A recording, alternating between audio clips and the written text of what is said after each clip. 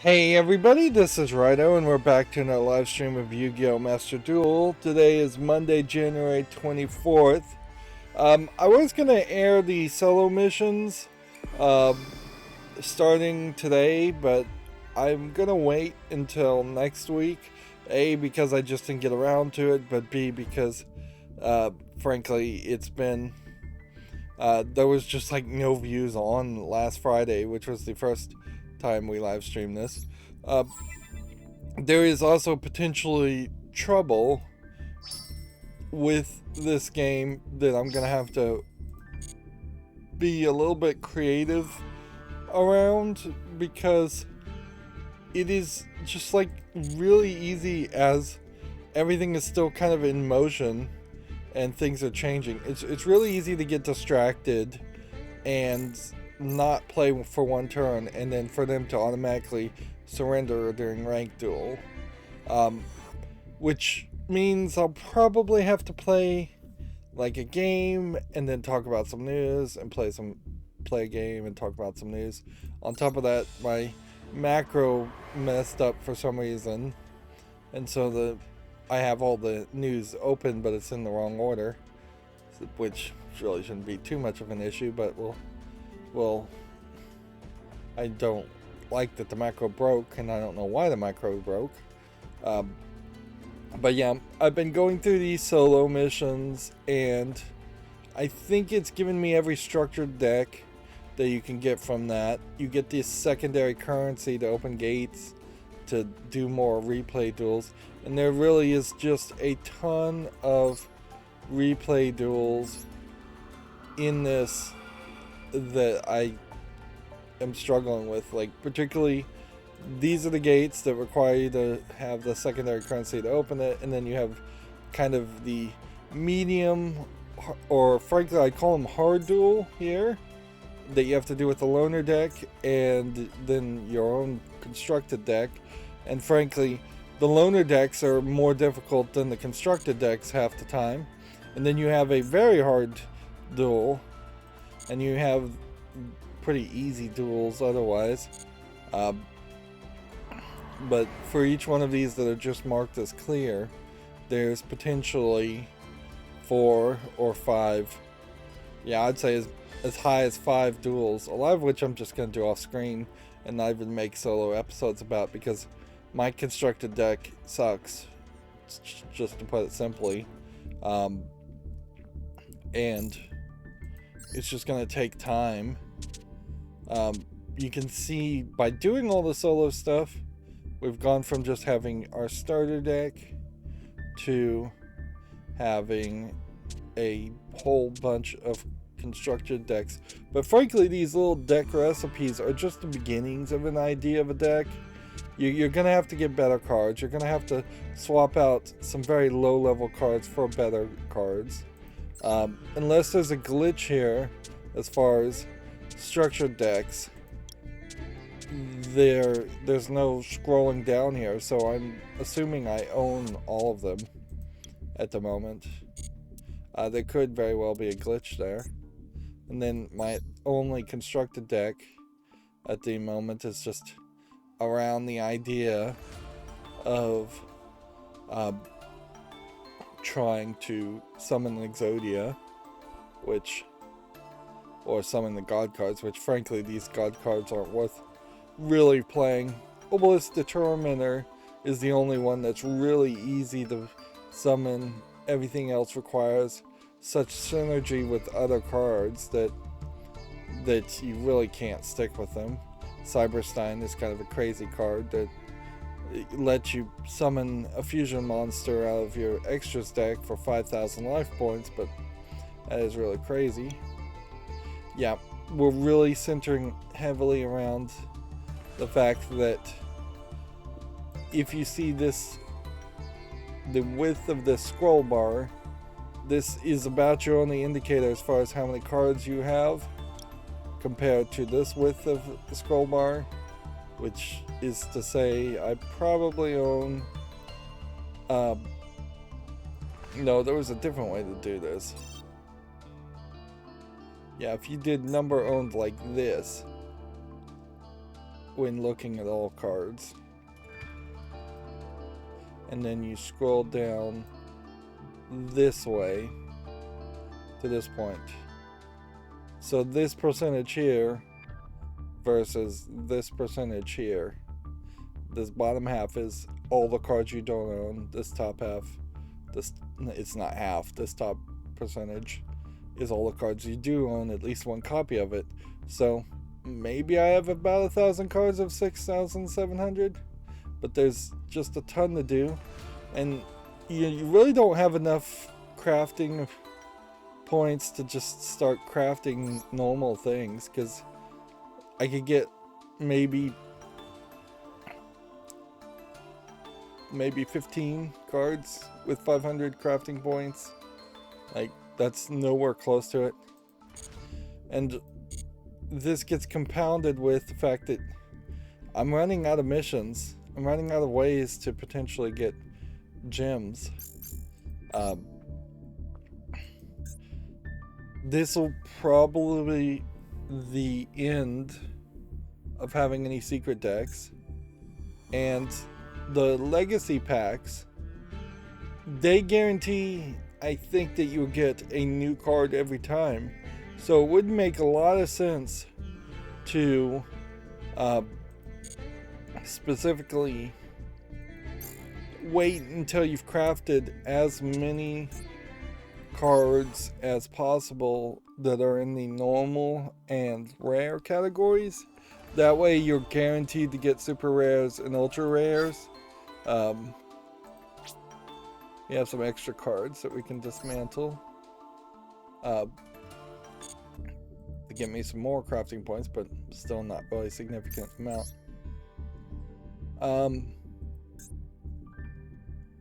So let's just hop into a game.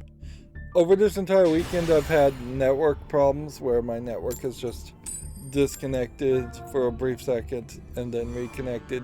It's my ISP, this new fiber internet. I feel like there's probably something, either they're working on it and just resetting it a lot, or there's an actual physical break in the line.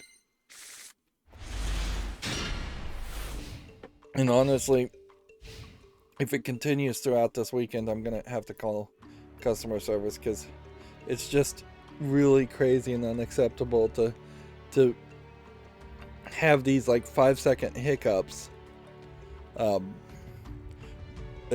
not 5-second hiccups, they're about 2-minute hiccups, just long enough that you would notice it. If it were 5 seconds, nothing would go wrong.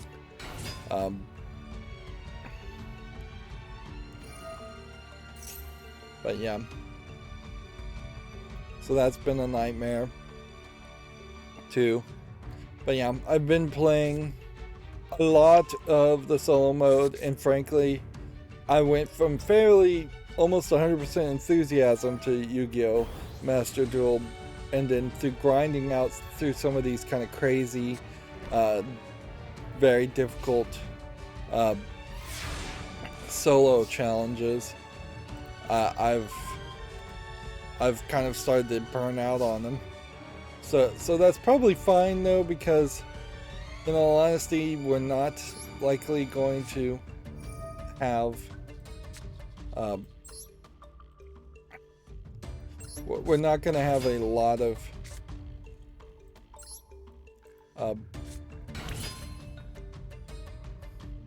solo missions after I've done them all. I'm fairly certain. They're not going to give me another 2 solo missions after I do all the current ones, or another 20 solo missions. There might be 4, maybe even 6 that get added in a month to 3 months. There is also a concern that certainly that this game might be a little bit more in maintenance mode even at launch, where we're 4 or 5 months down the line and they haven't added a new expansion or made any significant improvements. There's a lot of negative reviews for this game. It's barely teetering on 73% approval on Steam, and I can't help but feel like some of those were initial, like, knee-jerk reactions that to things that have been very quickly changed.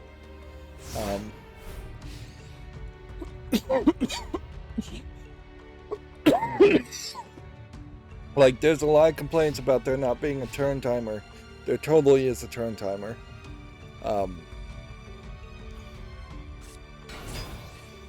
I can complain about the turn timer surrendering instead of ending a turn. Particularly in Yu-Gi-Oh! When you can just do an infinite number of moves in Yu-Gi-Oh! And it's fairly common to do 8, 9, 10 actions in one turn. Not paying attention and ending your turn is effectively going to allow you to lose anyways.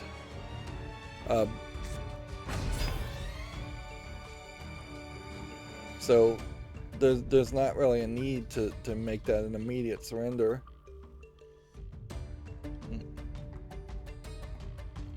What I'm trying to do with this deck right now is summon Exodia, so really should get rid of the God cards and put in more dark cards and replace a lot of the characters that aren't dark cards. Like, this is a water card, so I should get rid of it. It's not very helpful.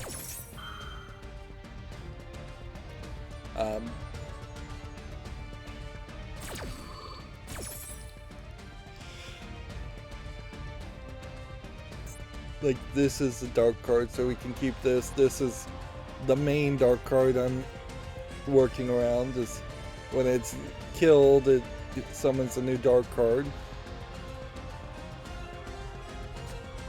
And then this one, special summons when you have exactly 5 dark cards in your graveyard.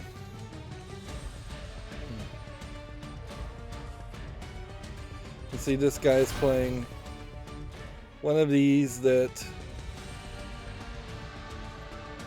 is all about building and element sabering or putting a bunch of characters on the field. I guess maybe these aren't element saber cards, but you can definitely see there's a lot of focus around that. I did learn you can only be in one square, so you can't take up both squares. And I was able in solo mode to have a monster in every single square, and that didn't do anything where I would have thought that might.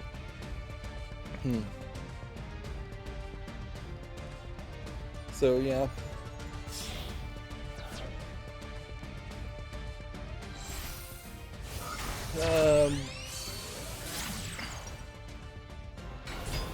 If this guy's not going to move faster, then I will start covering some of the news.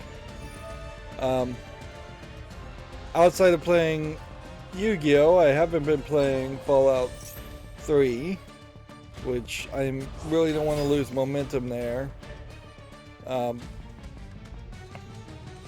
And I spent a day building part of a Lego table that I'm constructing.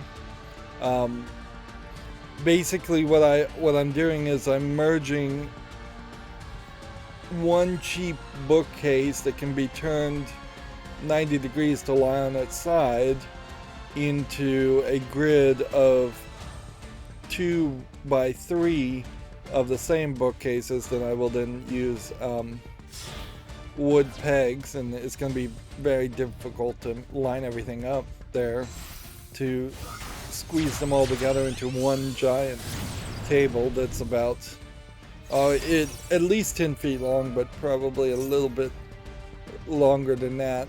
So it's something that literally wouldn't even fit in a lot of rooms. And this is going to give me a massive amount of storage for my ever-increasing Lego collection and Lego City on top. So I built one of those and checked it out. The construction of this, it's a Better Homes and Gardens furniture. Who knew Better Homes and Gardens even made furniture? It's a like 2x4 box grid on the inside. The construction's a little weird. It almost feels like it's being built with offcuts from something else, because the exterior frame, the boxes pieces, are really thick. It's like,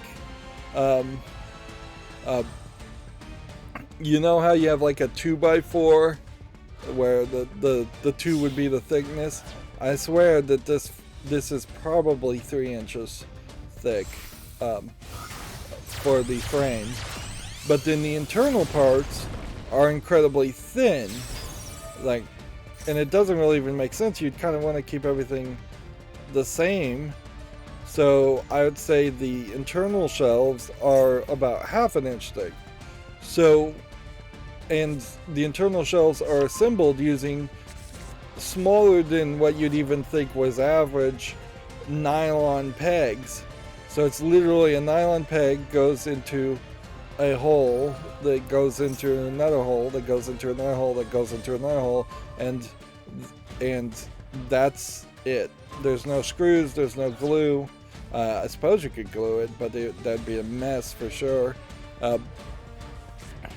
So I'm thinking you could probably on each shelf reliably put probably about 75 pounds max on them, which is kind of fine. Like one Lego set that could fit in that space per shelf is not going to be 75 pounds, as long as people don't try to stand on the shelves, or in general, as long as people aren't body slamming or trying to stand on the entire bookshelf, it'd be fine. There's a point in the middle that uses cam locks, and like every time I've ever used cam locks, the cam locks snap when I try and tighten them on. I over tighten them.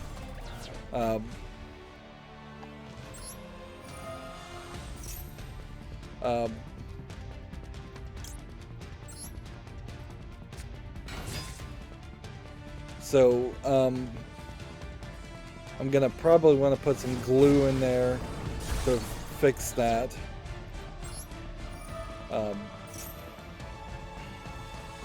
But yeah, it's a weirdly weak interior, almost to the point where you kind of wouldn't even need the interior stuff much at all, and you could just have a framed box and it would be fairly sturdy otherwise, or a framed box with one center shelf that's a little bit more sturdy.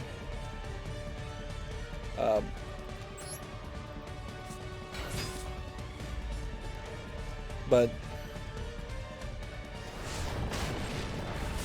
yeah, that doesn't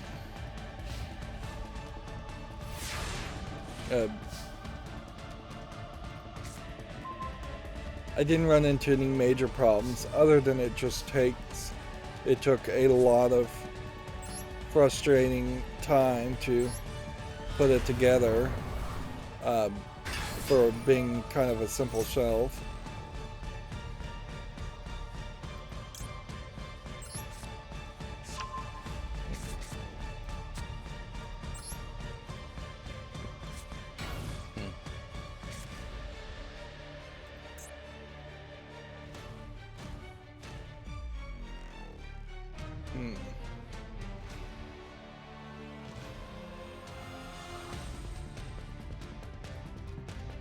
See, I guess we want to attack here.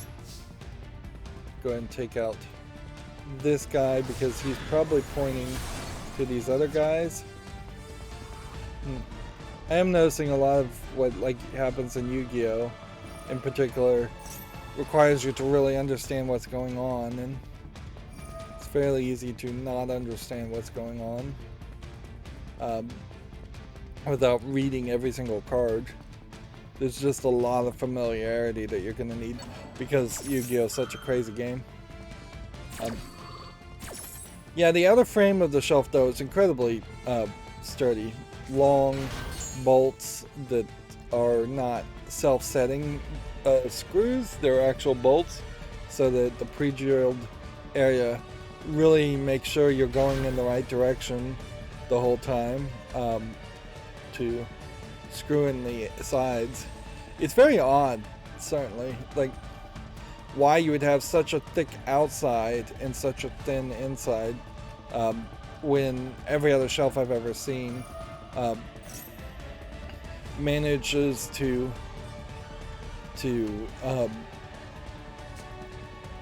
balance out the sides. It comes with a generic like shelf strap to screw to a wall, which is what they always want you to do, but since I won't be using it upright, I won't be using that. I will turn it upright just once to put some glue in those cam locks, but it is kind of oddly strange that oh, it's my turn. See, this is the problem. It's my battle turn. I'm just sitting here doing nothing because I thought it was his turn. Like, there needs to be a symbol in general that's just blaring in your face that it's your turn.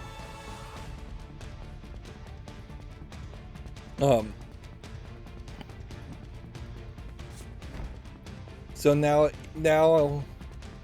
that I know the shelves for the price I'm paying for them, because they're not expensive shelves. Like, I could probably have spent $1,000 or more for a custom table to do the same thing with the same general idea. But for what it's worth, I've built one, which means now I've ordered a couple more to put them together. It's going to be real careful. I'm going to have to use like a speed square, I think is what they're called, to make sure I get exactly somewhere around, exactly in the center of the edges to drill holes to put like pegs into it so that the sides line up perfectly.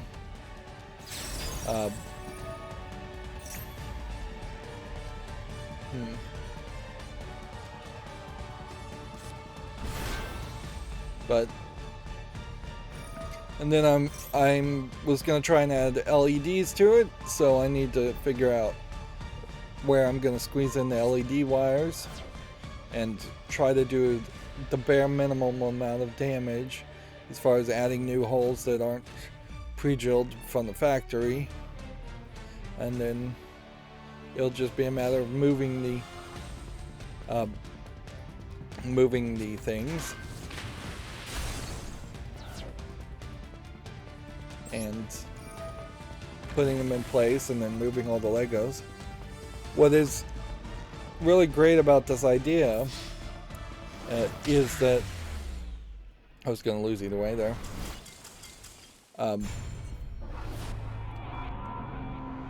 It's going to give me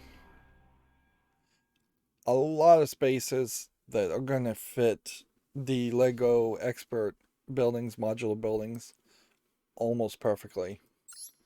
Like, as if they were custom built for that. It's going to be a lot of extra shelves. So much so that I was planning on getting regular just stand-up shelves at some point in the future, but it's going to be incredibly difficult to justify buying more of those kinds of shelves when I'm going to have just so many. This is a pre-built deck. Let's try that one instead. I should be playing one that is just kind of guaranteed to win,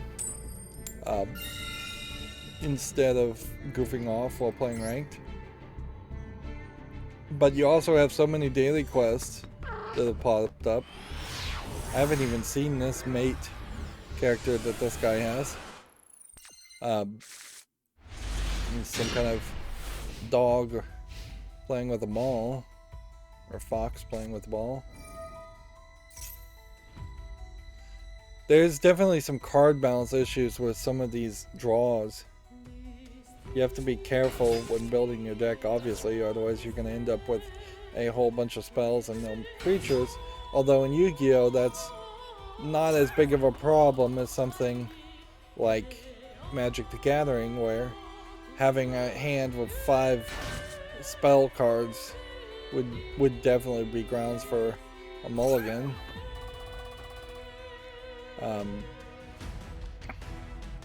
But Yu-Gi-Oh! Doesn't do mulligans, and that speeds up the process too. This guy's just hurting himself a lot. See, you can pay special summon Mystical Shine Ball from your deck. So 3 cards plus this. So he has like 1 effect card that does nothing else, and then 5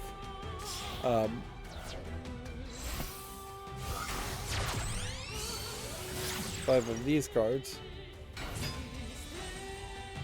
Then that lets you summon an 800 to XYZ summon. I believe these are XYZ summons. Now you have a 2000. Now he's got something else. Draw a card.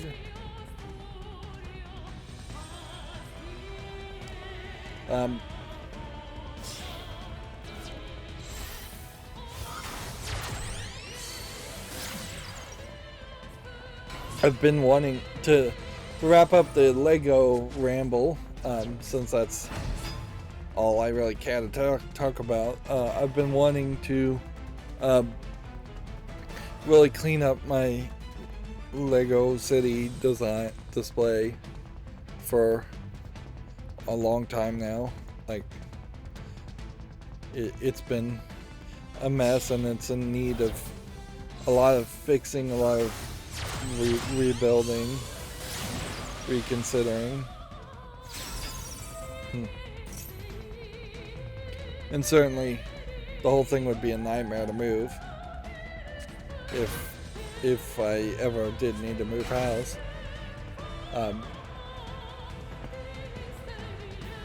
Alright, while this is going on, we have a game on Steam here called Racing Outlaws, which I don't think looks polished enough for me to be interested in it, although I do like the idea of driving over a car to pass it, but I don't really see the real value in that, particularly the $1.19 English, allegedly full audio. Then we've got a Chinese game here, which looks like it's just Chinese Mahjong.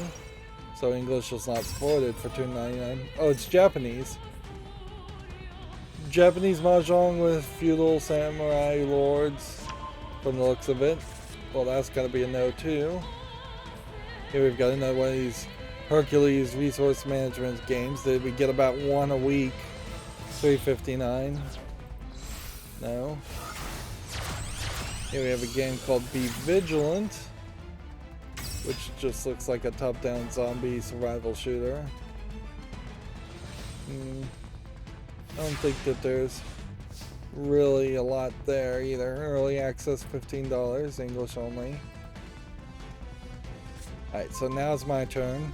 First turn of the game, and you can see he's just done so much.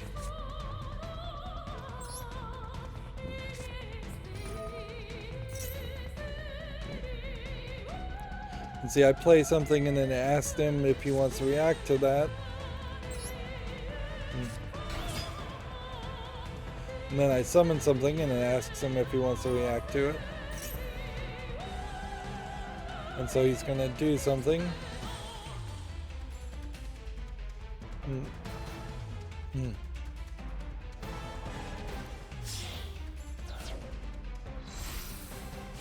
So he's like summoning things even as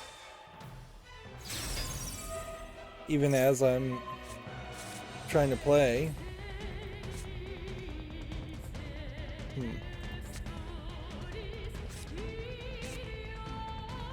Yeah, there's literally nothing I can do here. So either I could cover the news at this point, or I can end the turn. And I should just end the turn. Like, I've got nothing else I can do. Here's a game on Steam called Dive Bar Superstars, which I guess it's a maybe banned, although it's labeled as a beat 'em up game.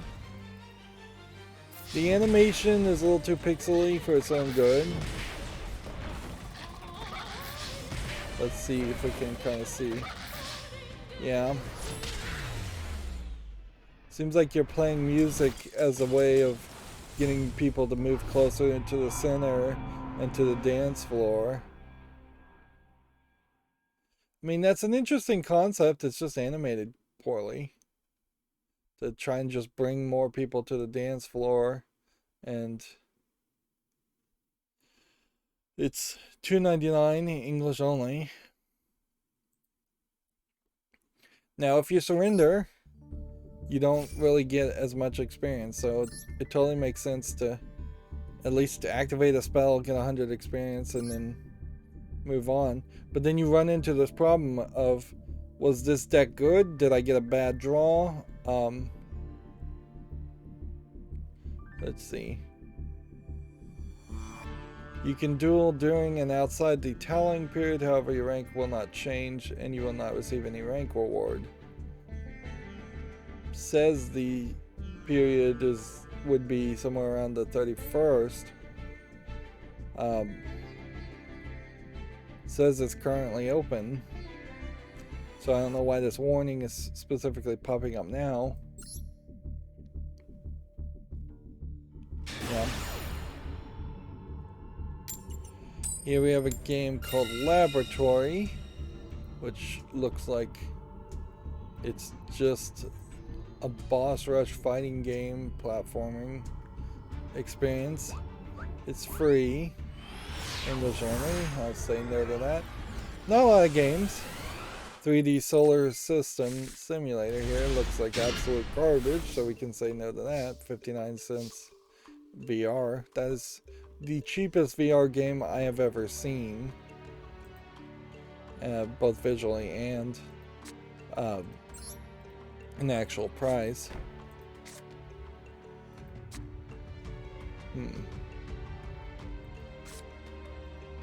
Let's go and set this first.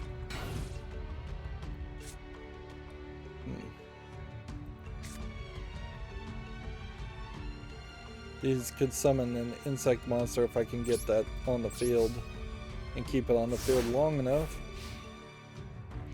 This is a digital insect deck, which is odd because we don't have like a regular insect deck, structured deck that was given to us.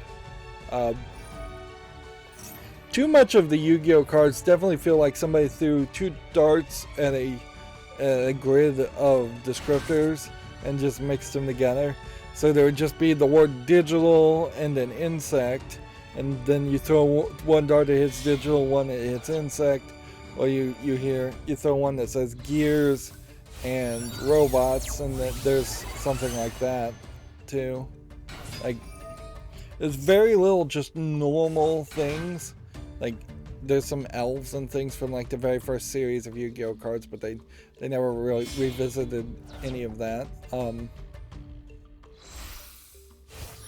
you see practically no humans in any of it. It's almost downright autistic in the lack of human characters. There's like Kyber Man, but Kyber Man himself is like a superhero. And a lot of the Yu-Gi-Oh cards feel like the concepts and the art designs are made up by somebody who was in their early 70s who has like memories of what Japanese culture and anime was like back then, and it completely ignores and doesn't recognize that anime has drastically changed in the decades since then, where you're just seeing a lot of just like generic insects, generic superheroes, super robots. There hasn't been a super robot show on Japanese TV of note in decades.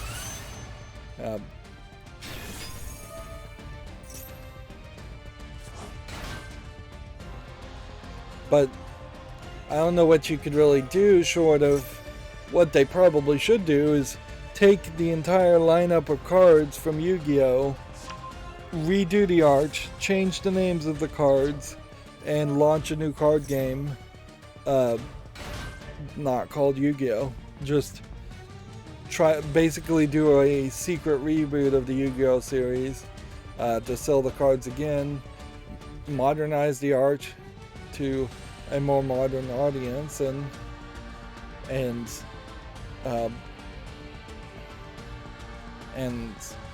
resell it. Maybe that wouldn't work. Maybe there needs to be a new gimmick.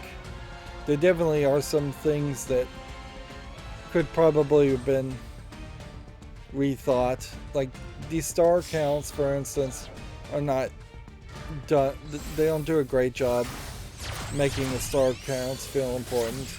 The character type, as in zombie or tuner, versus the material type or the element type as fire, it seems all very complicated. So maybe you could make things a little easier.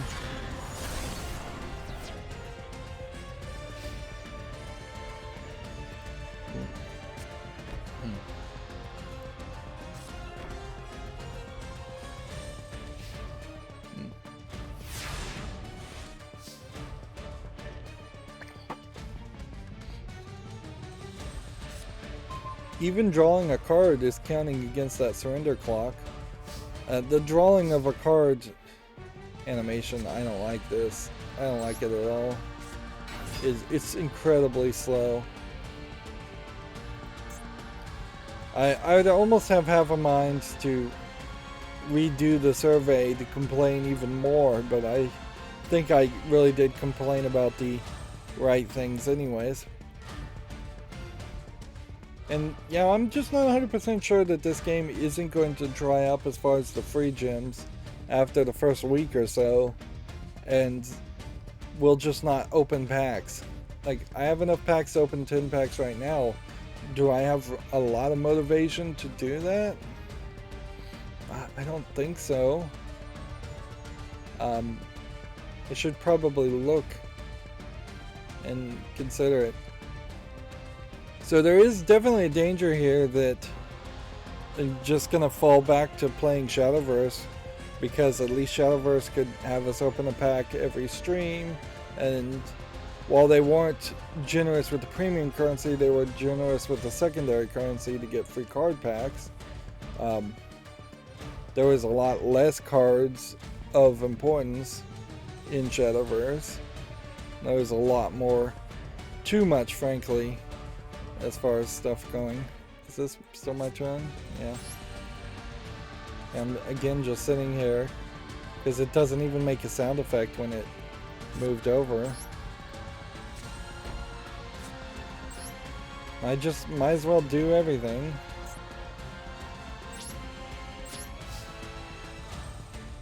Like,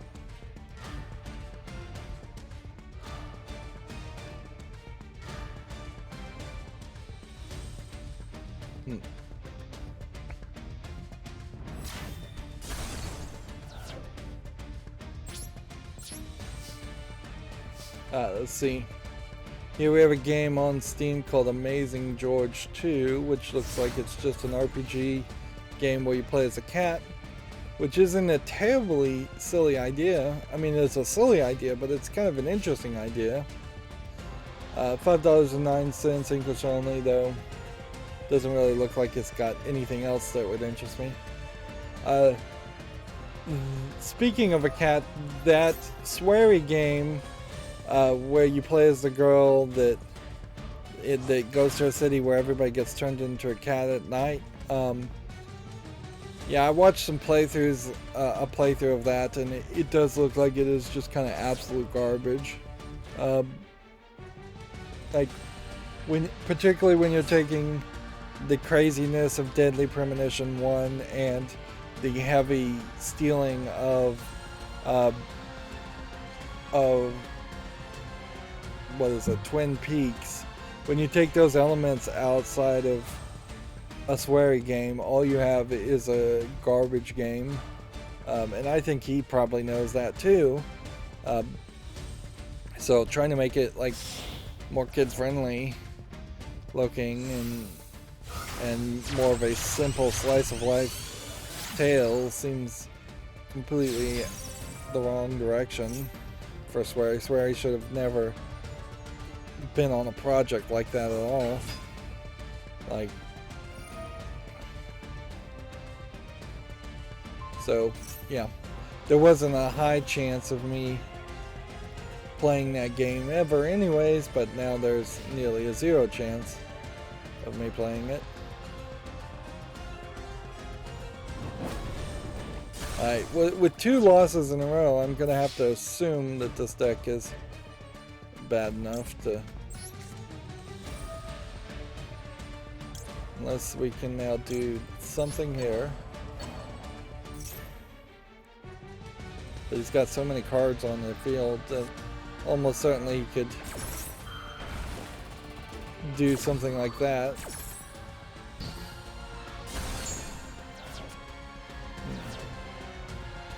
Pay half of his life points to counter my trap, which then he can just, if not win, be very close to winning.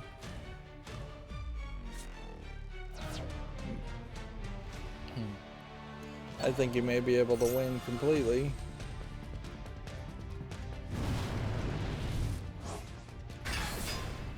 I guess in general you should build your deck based on the animations. If you're not seeing an animation when you summon an ultra rare character, if you're not seeing a lot of animations which would actually slow down the gameplay, you're not playing right.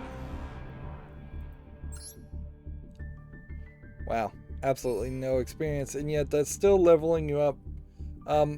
Yeah, you're gonna get to level 10 or so doing the solo stuff, and then you're gonna get from level 10 to level 50 just playing ranked, I guess. So that one doesn't work. Let's try Power of the Dragon next. Here we have a Slime Village VR game, which just looks like it's asset flippy. $5.99, English only.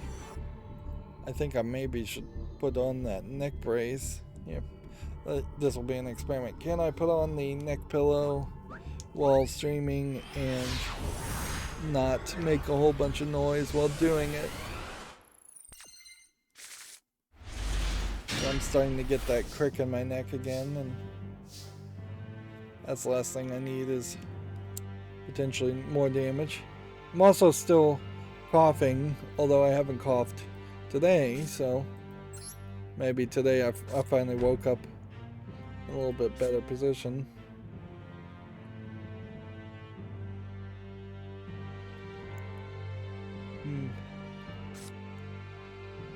Polymerization. Destroy a dragon.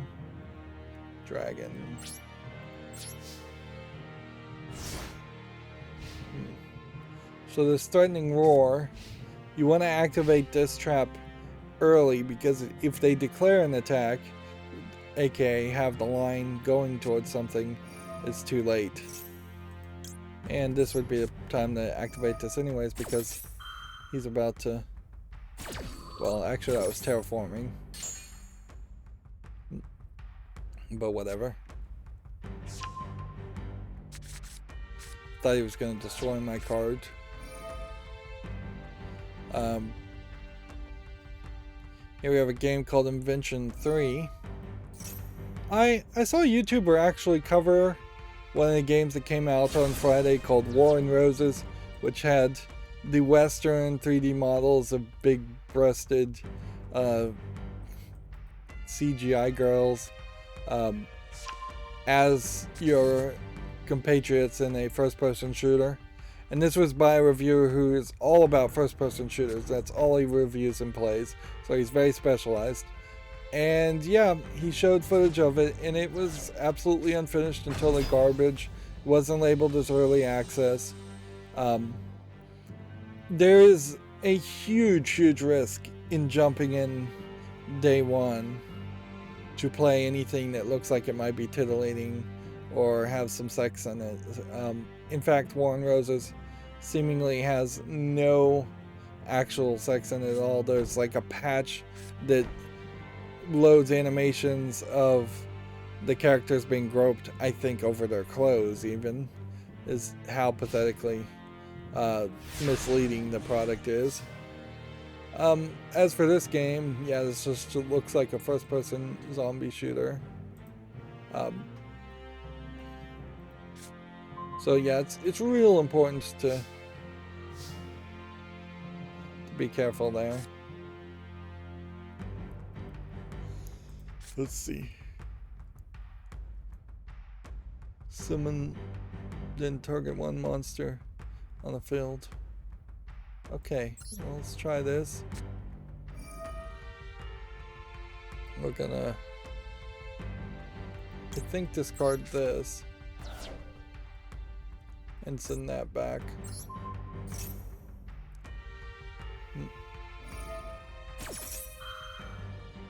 And see if his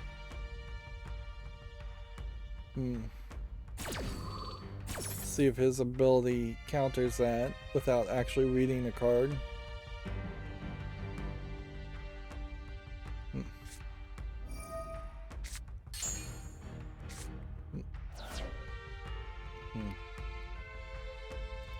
I thought maybe there was a polymerization thing that was going to happen.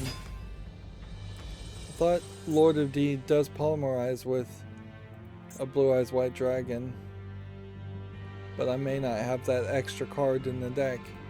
Seems like yeah, Lord of D and Divine Dragon Ragnarok. So how do you get Divine Dragon Ragnarok? Do I have any in the deck?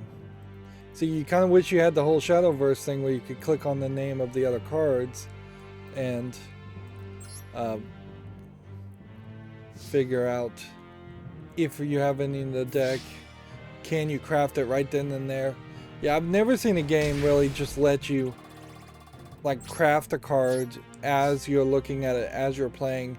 And that would be the next step to any collectible card game, is to say, hey, let's overlap the card crafting and the deck building directly into the process of playing the game. So while the other player is taking their sweet time and doing a 20-minute play, I could be over here going, oh, I like that card. Let me favorite that. Let me craft one right now. Let me add that to my deck next time I play this deck.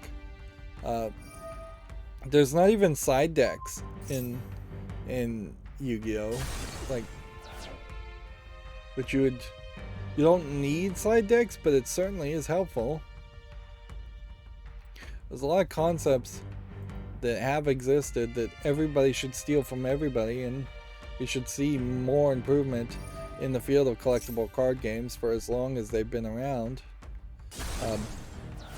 You can't just keep everything the same. But inherently, I imagine collectible card games are just giant money makers. And they do put very little thought or interest into it.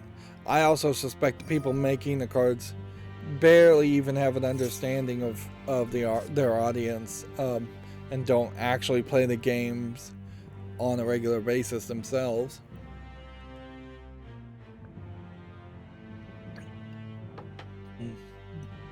And there's really no excuse for not playing this Yu-Gi-Oh! Because it's such a quick game, normally anyways. I kind of feel like the Hearthstone people, more than anybody, probably actually played Hearthstone.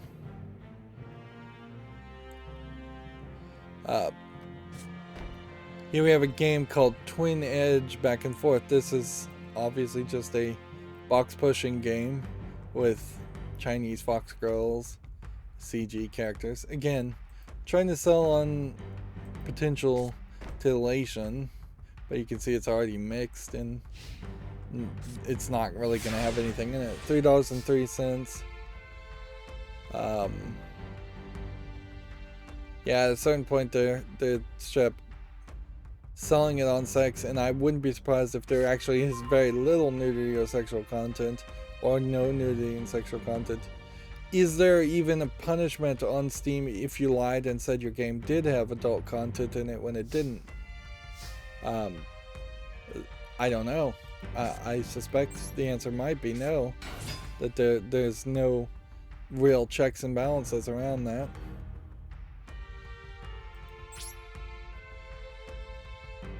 Let's see. Might as well set this card and then just end the turn because we're gonna lose anyways. Here we have a game on Steam called Super Rhythm Duel, which a rhythm game with a samurai sword. Seems a little awkward. Like, you can see how they're not really making contact, and it's just playing the same animation over and over again. Yeah, I don't really think of swinging around swords as being a rhythmic experience. I think of it as more of a flash fast experience.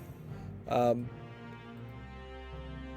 if you were rhythmically swinging your sword around, it almost feels like you would be play fencing, not using a samurai sword to kill somebody in one blow. It really seems like a game like that just insults the idea of what a samurai sword is supposed to be used for. The game is 99 cents. It's English and Chinese. I'm going to say no to that.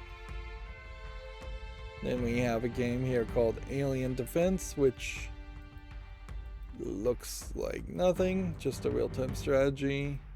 Nothing special about that. $2.09, whole bunch of languages. Still waiting for the other person to play. Yeah, there's definitely a problem in Yu-Gi-Oh! Particularly where, like, I'm just not going to pay attention at all or show what the opponent is doing, because they're going to be doing so many things that's the only point where I can even get a breath in to talk about games that have come out in news. We have a game called Size It, which looks like nothing. Maybe your character can shrink and grow. That's not enough of a gimmick really for a game though. $17.99 is also incredibly expensive, and it's claiming full audio, and I severely doubt that.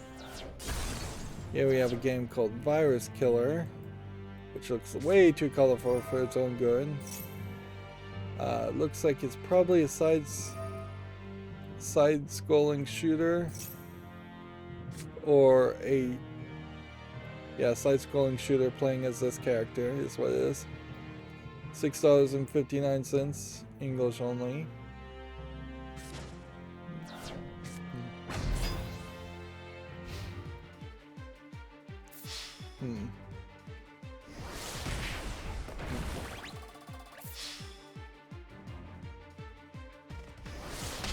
Yeah. All of these structured decks don't feel like they're good enough to even get you past silver in ranked. Which, yeah, eventually that should be the case, that you get a whole bunch of structured decks and they don't even really let you compete. But it's a little too early in the launch of this game for that to be the case. I'm at silver 5. And I'm playing against somebody who's silver 2, so even the matchmaking might imply that there isn't that many people playing this game. We can cover some of the news now. Video Games Chronicles says Call of Duty's developer at Raven Software have voted to unionize. Now, they say developers, but wasn't this actually the QA staff?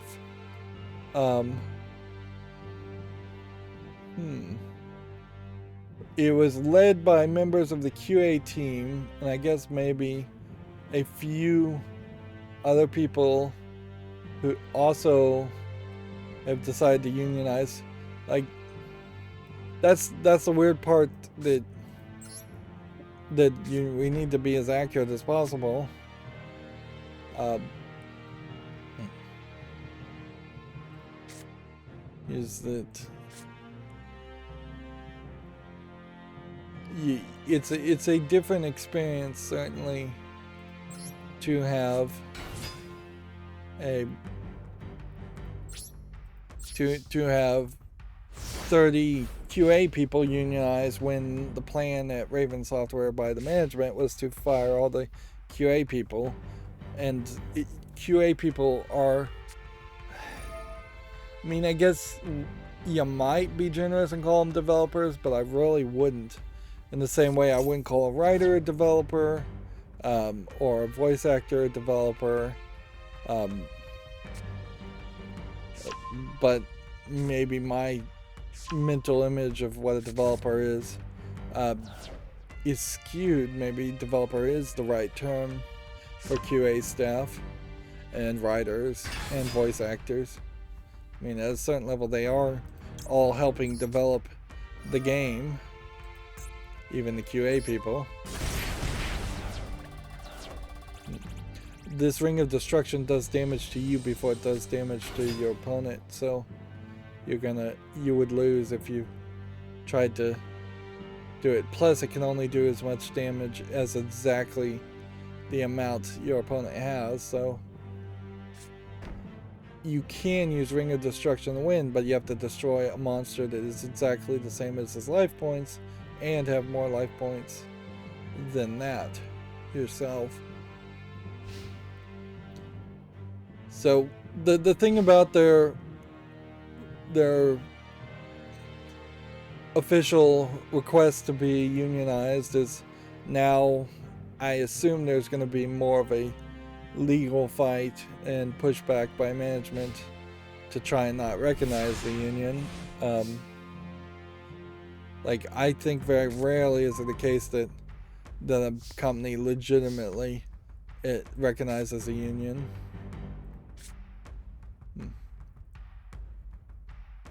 Okay.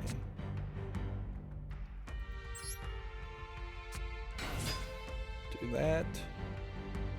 I don't think we want to do that. See what happens here.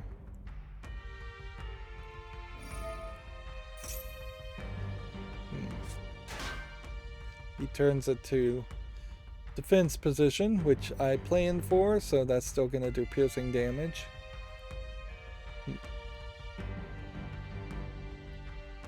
Let's see. Chrono Cross's composer is going to reveal a new project next month. Follows months of speculation around a reported remake of the PlayStation RPG. Okay. Call of Duty Vanguard Warzone Season 2 operators leak days after delay announcement. So what were the days? Push back 12 days to an expected February 14th. So a little bit of new information there, but alright. It switched back to being my turn. I wasn't paying attention. Alright, so we gotta do this.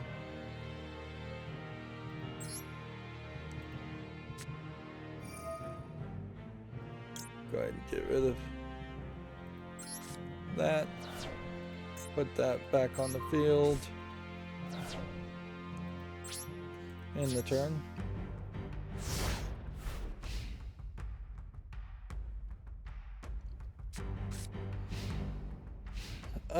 Platinum Games confirms that Soul Crusher will release next month, which this game has been delayed at least once. January 22nd is going to be a live stream. Do we have a actual release date yet? No, we have a live stream that is an announcement for a release date.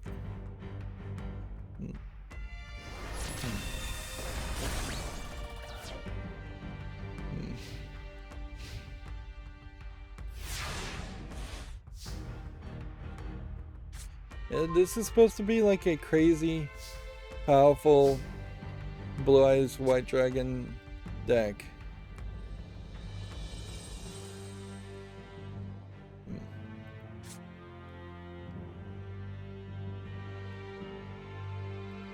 So we can do this to put this back on the field. And we can do this to destroy this.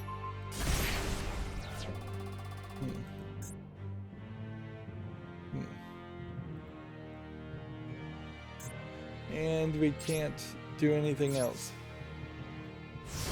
Apparently players are already streaming Pokemon Legends Arceus a week ahead of release.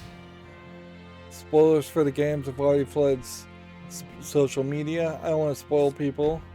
I would like to know just a general answer as far as, is this game really a prequel, or is it just in a completely different land that is technologically hundreds of years behind what everything else in Pokemon looks like?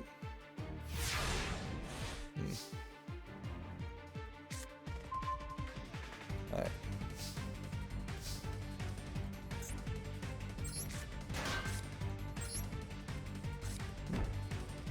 I don't think you get actual points for setting spell cards, but it still makes sense to set a spell card as if it is a trap.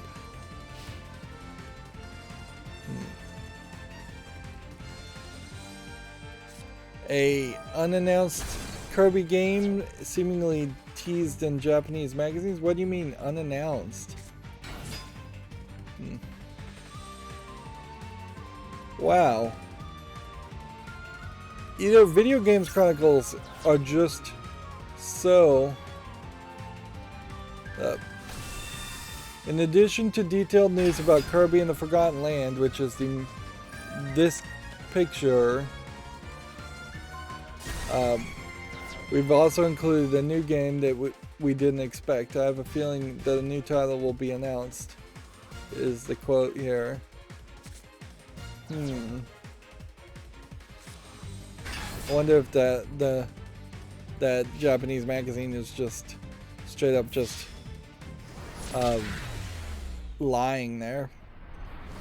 Although it wouldn't be too hard for there to be an unannounced re-release of an old Kirby game, or an unannounced remake of an old Kirby game fairly easily.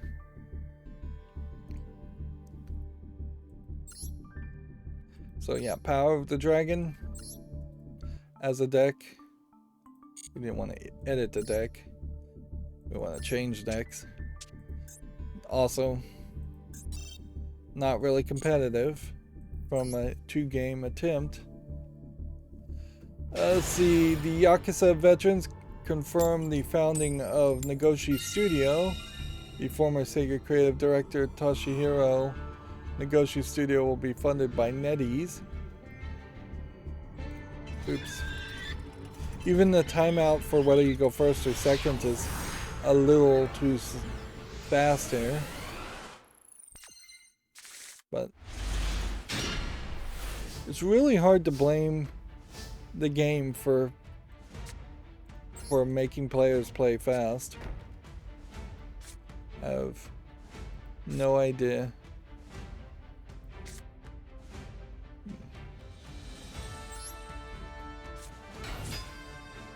Let's see.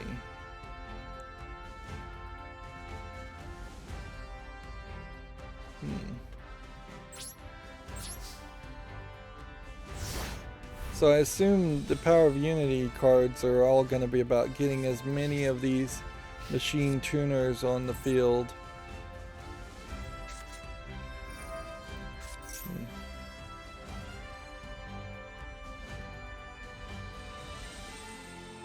Let's see, what does this do?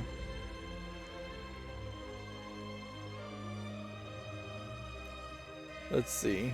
One or both. When the opponent monster declares an attack, target the attack monitor, change it to defense. We don't want to activate that yet.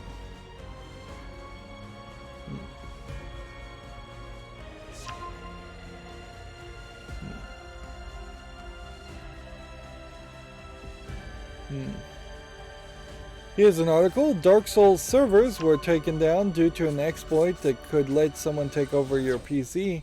I wonder if that is the Log4j bug showing its head again. Dark Souls 1, 2, and 3 have all been temporarily turned off as far as player versus player. I don't think we need to activate that now. With a 900 on the field. Definitely not with a 0. He's probably going to synchro summon. Like, there's a real argument for limiting the number of things you can take out of your extras deck. If you could only special summon one thing from your extras deck per turn, you could slow down the game a little bit. Because it is a little too easy for somebody to do 20 actions in their first turn and be halfway towards a victory.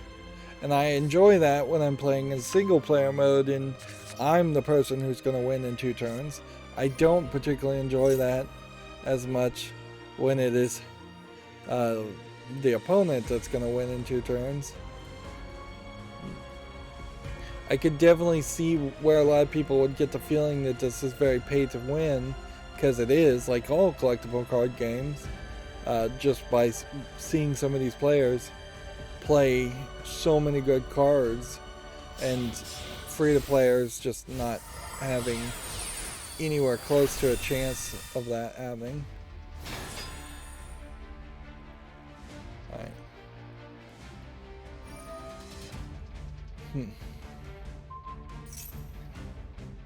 What is this Zexel field?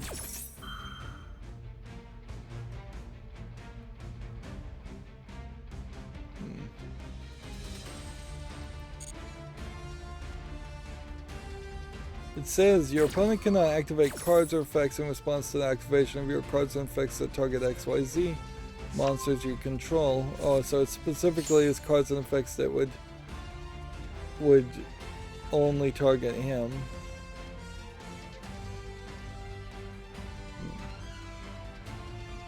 And this is kind of a good card, but not that special of a card.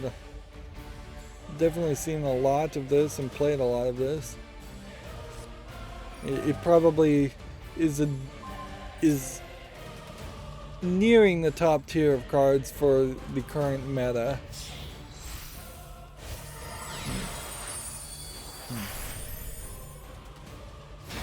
Whereas that is probably a great card.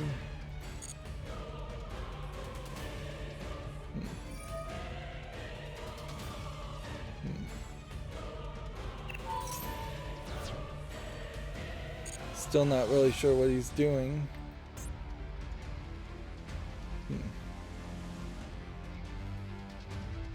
Special summon a card with a number in his name between 1 and 100.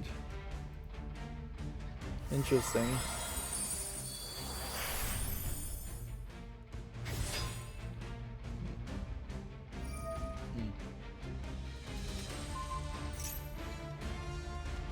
It's just taking forever. Well, Video Games Chronicles has an article here. Watchdog Legions will not be getting any further updates. Last September's title update was its last. So I guess that's the level of support you can expect from Ubisoft as far as the Watchdog games. I don't think too many people were playing Watch Dogs. I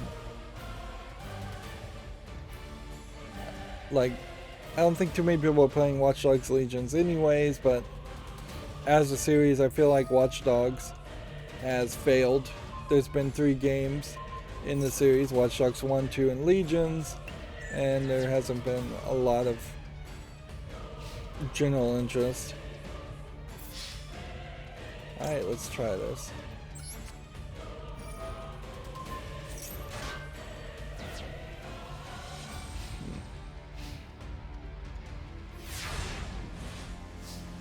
Let's see.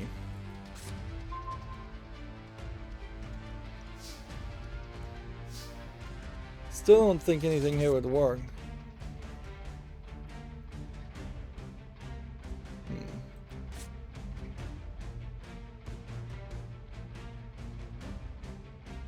We put that on the field.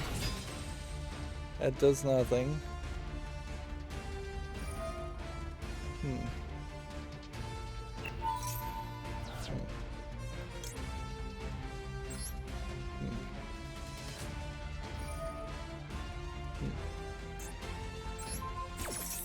See, this could keep this alive.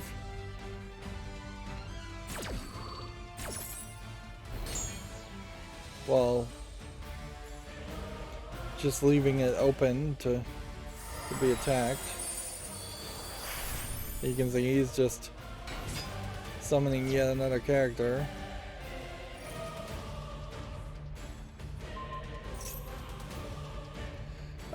Activision Blizzard's former Europe leaders have created a new publisher.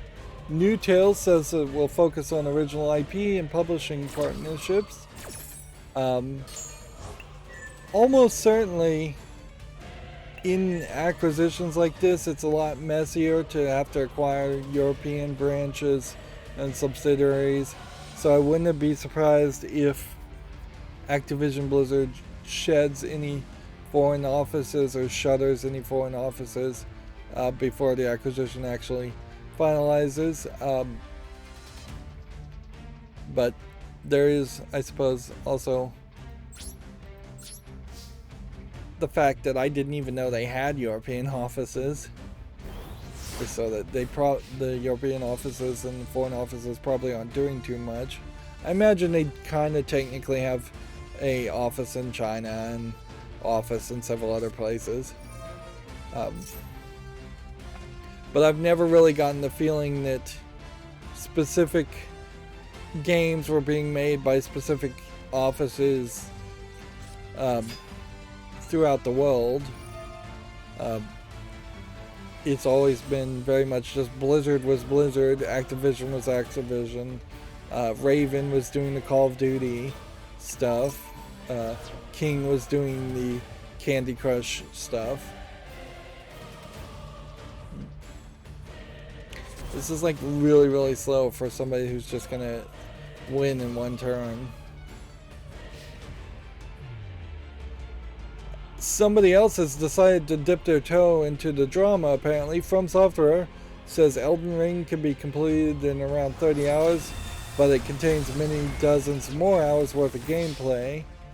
I don't know why you would even offer an answer as far as the hour count. Like, obviously the right move here is to say we have not counted the number of gameplay hours yet. That is going to be the we haven't finalized the game. We don't know how many gameplay hours we think it will take people. It's kind of ridiculous to say the number that you're targeting in your production goals or the number that you've promised to the publisher. Hours are a terrible sales point to argue. No matter what number you say, to some people it's going to sound too little. To some people it may sound too many. Let's see.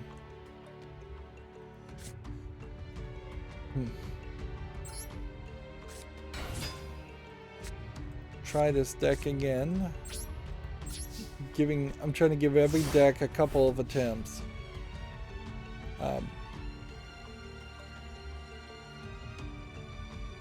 They do have some Elden Ring footage here that they're linking to that I haven't seen. I don't think I have seen. It really just looks like another Dark Souls game. Like maybe slightly more open world, greenery, maybe feeling a little bit more like an MMO versus the more solo experiences that you have in the Dark Souls games. But I'm not really seeing anything in that gameplay that looks particularly that interesting. And if it is going to have that MMO feel and then turn out to actually be only 30 hours, that's probably a mismatch in design. Video Games Chronicle says the GameStop will be reportedly selling PS5 consoles in stores on Thursday. Seems like they're just going to report those rumors every time. At least until people are no longer care.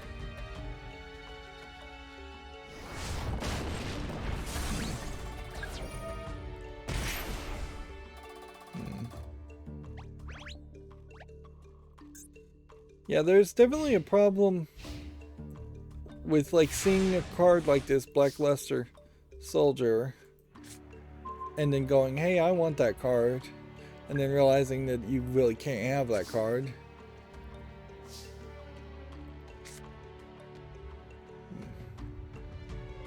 Face up card. Summon this.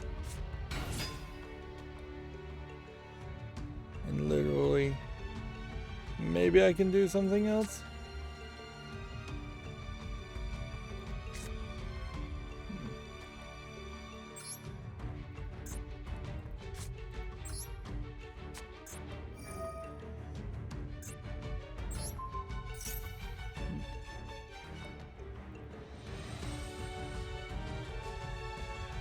Let's see. Video Games Chronicles says Spider-Man star says Uncharted movie stunts were the biggest and hardest he's filled. Tom Holland apparently discusses this. Check out this article if you're interested. I didn't even know Tom Holland was in one of the Spider-Man movies. I haven't really watched any of them.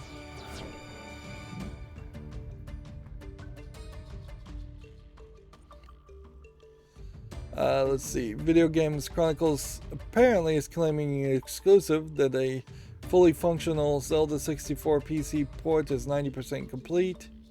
I don't know why that's specifically an exclusive, because I feel like I heard that news 2 weeks ago. Yeah. The thing is, once it was possible once they had gotten a fully functioning Mario 64 decompiled to build, the coding and programming is similar enough that that they can move on to the next games that were released kind of in a chronological order by Nintendo. And so it won't be too far away from the point where almost every Nintendo 64 game that anybody cares about will be decompiled and turned into a PC port, which offers a lot of advantages in performance, and as long as people do it right, not a lot of disadvantages.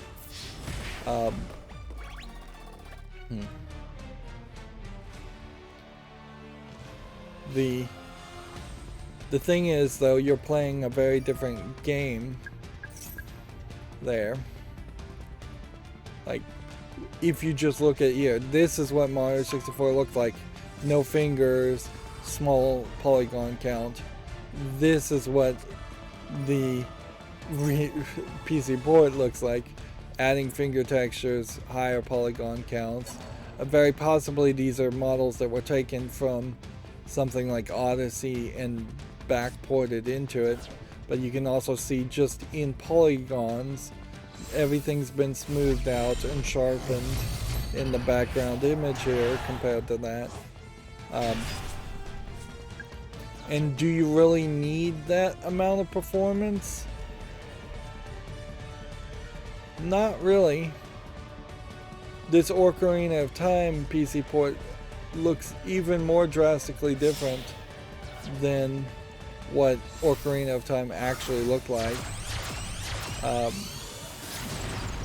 so if they're just going to continuously mod it and make it a better game, what this really highlights is the idea where digital products, and frankly just any products, should have fallen into the public domain a lot earlier than the laws were written for.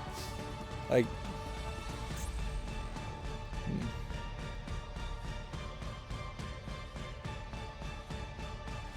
Go ahead and draw 2 more cards.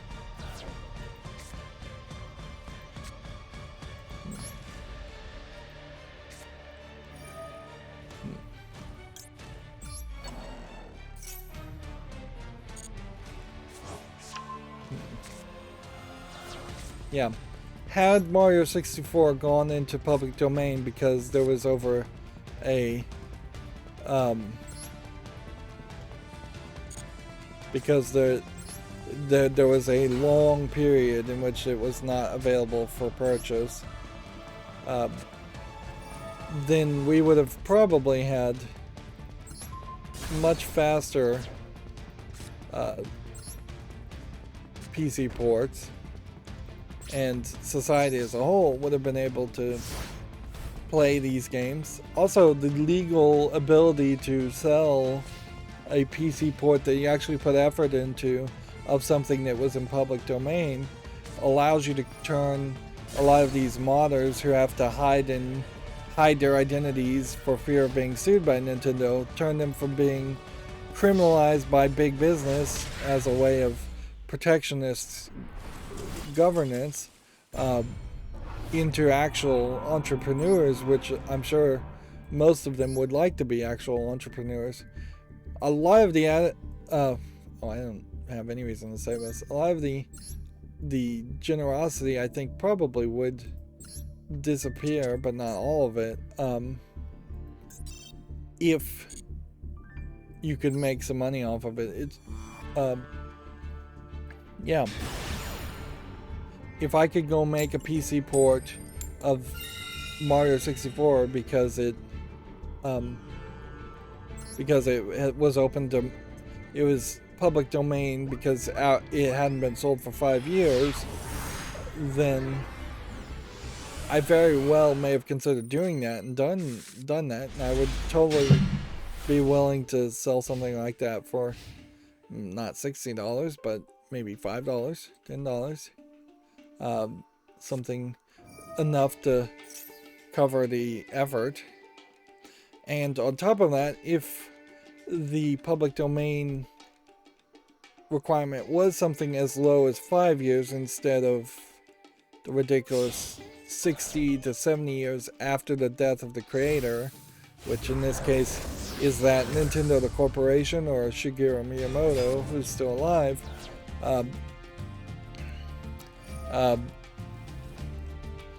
if it was just 5 years after you stopped selling the thing, then Nintendo Mario 64 and all games would be just constantly be on sale again. Somewhere in some form factor.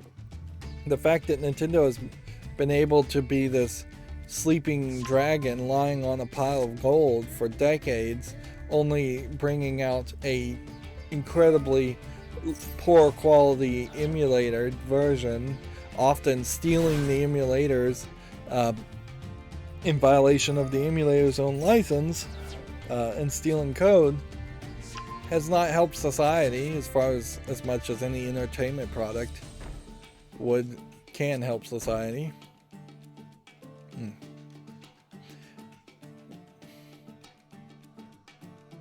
There is a definite concept in the minds of big businesses like Nintendo where they don't want to saturate the market with competition, even from their own products, and that effectively means they are trying to punish all of society with fewer choices and less freedoms. As much as America loves freedom and freedom of choice, if you can remove your old products and dry up the market so people have to buy the new products, even if that's not really what people want to buy. Alright, let's see if this works.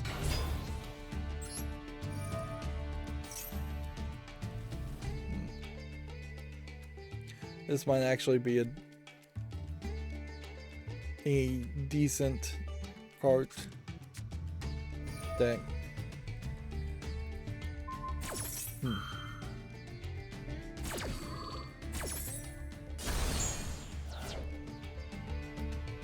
Okay.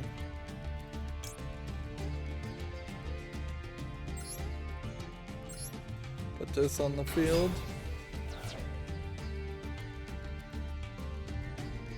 Okay.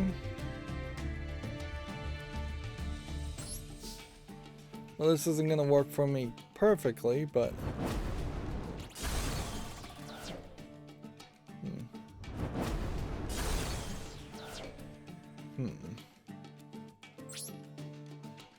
Just leave it at that.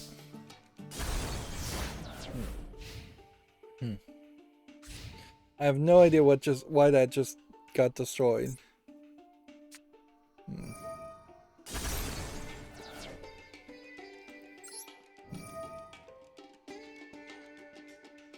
Let's see what.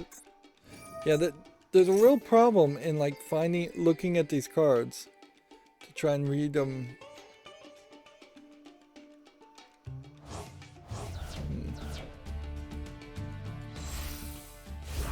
Yeah, I don't think it was that card specifically that destroyed itself. I think it was my card that destroyed itself.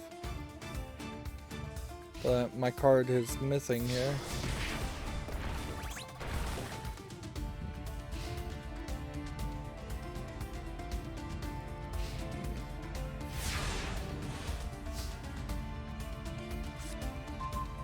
It definitely feels like, though, when you're playing ranked and when you're playing Yu-Gi-Oh! In general, it's just like there's nothing you can really do.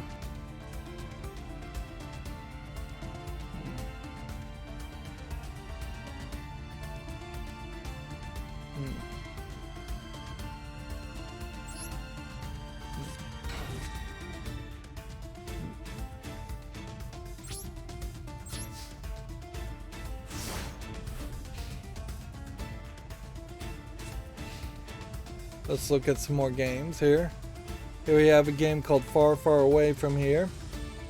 I guess I should mention, yeah, I'm just currently in a sleep schedule where I am going to be streaming later in the evening. $6.59 English, allegedly full audio for this very low effort looking platformer. That's going to be a no. Save Billy, on the other hand, looks slightly better. Probably just because I pre-bought the icon images, but the actual gameplay seems odd that you'd have a character that shoots at you and then you've got a sword swinging pirate, and doesn't seem like there's much of anything else. You push boxes and you jump on them. I need to play here.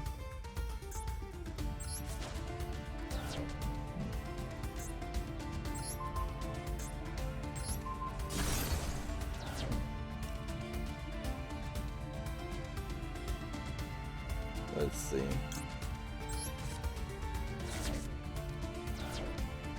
Yes.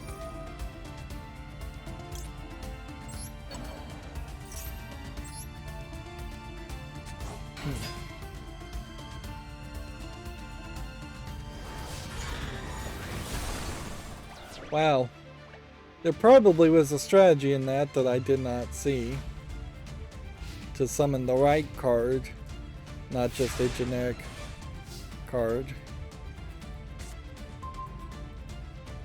Like, ideally I'd want to make a deck here that was all about everything being the right card. No matter what you play, it's a good plan.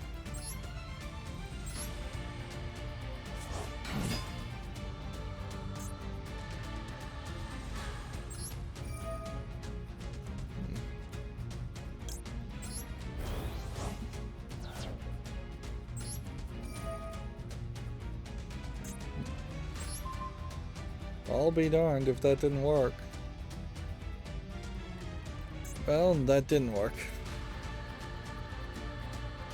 This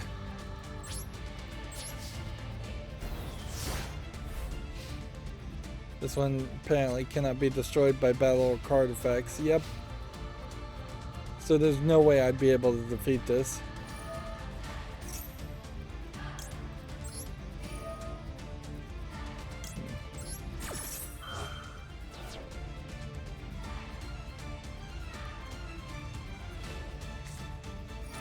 so I'm gonna lose. Here we have a game called Story Blocks the King, which again looks like one of these floating islands, kind of mobile games being ported to Steam more often these days. $1.69. You can keep on activating effects, and somehow that is causing me to survive. I don't know why.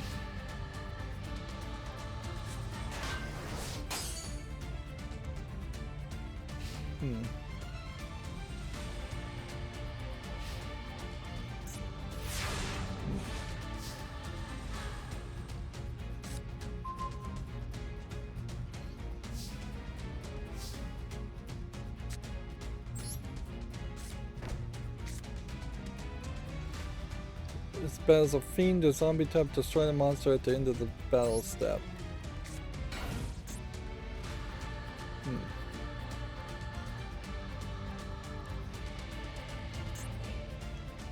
Yeah. And seems like I am not playing any cards that I can actually synchro summon or bring out to the field. So all I'm really doing here is just hoping that he will either change this to something that can be destroyed by its card effect, or that I'm just playing a bunch of cards to get experience. Here we have a game on Steam called Virtual Vacations, which actually does not look too bad, but I don't think I would want, like, it's $8.99 English, allegedly full audio. The thing here is, I just feel like I'd be reminded of the fact that I'm not actually on vacation if I'm taking some kind of virtual vacation. Finally, I cannot believe he made that mistake, although maybe it's not so much of a mistake for him.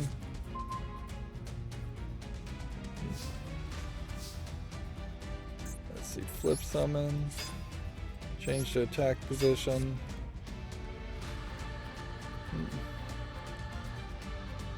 300 attack.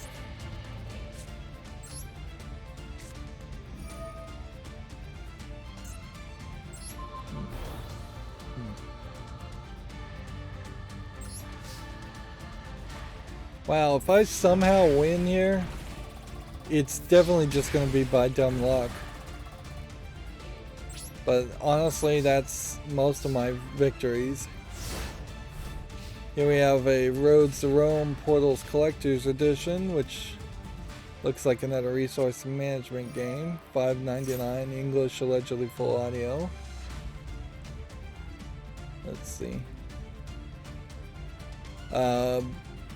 Video Games Chronicle says Apex Legends Season 12 reveals a new hero and domination style LTM. I guess if you're playing Apex Legends, that means something to you, but to me it doesn't mean much. Some of Battlefield 2042's portal modes could go free to play, it's being claimed. And oddly, the Warzone QA testers have ended their strike action amid unionization plans, which seems like a weird thing. This is Raven Software. To go on strike before you're unionized seems particularly weak, and at what point isn't it just a bunch of people refusing to work and then having a fairly legitimate grounds to fire people for not working? Like, you would kind of think you would continue to strike until they agree to the unionization. But maybe there's some legal wrangling around that where they feel like if they end the strike, there's a higher chance of them agreeing to the unionization without fighting it, or but you'd almost assume that the only way anything ever became a union shop is that you would have to form a union and then fight for it and then go on strike in the process of forming a union or trying to be recognized as a union. It seems very weird to do that. And see, all that time and all that effort for 300 XP just seems ridiculously low.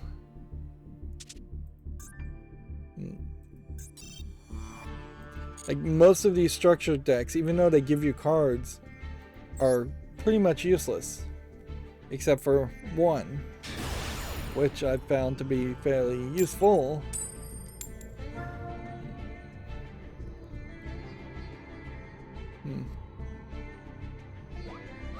Perhaps in the background, though, Raven Software has been given some signs that they actually will accept it, and so they're trying to play some softball, trying to be the nice guys. We'll see if that actually works.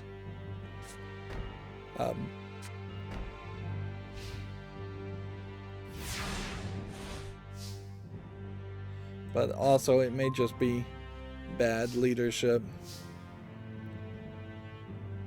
I wouldn't be surprised one bit if there was actually just bad leadership in this 34 group strong of employees trying to unionize that don't know what they're doing and are struggling, or that CWA, who's supposedly helping them, is giving them bad advice because they're not familiar with the video game industry and the video game management.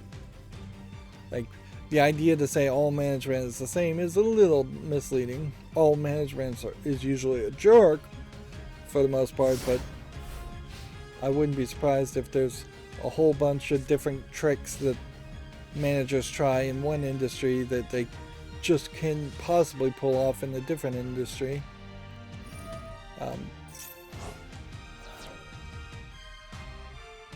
And then the last Video Games Chronicle article we have is Uncharted PS5 remasters will let players transfer their PS4 save data and trophies. Weird that you could transfer over trophies. I've never heard that before. But it's kind of a nice idea too, because there really is just not a good reason to make somebody play a game all over again to try and get the same trophies a second time. It also cuts down on the insane achievement trophy hunters that are just playing the same versions of the games over and over again to get achievements. Yeah, it really is the way of the future as far as achievements and trophies, is to kind of merge remasters and original versions of the game. It's not like there's going to be a significant difference between beating a game in a remaster versus a original release. Even if they made the game easier in the remaster, it still really doesn't matter. People shouldn't take achievements and trophies that seriously. Here we have a game called Automation, which almost has the twinges of looking like something interesting, but visually it's just a little too flat, one note in its color palette, and it is kind of all over the place as far as the different visuals that you're seeing here.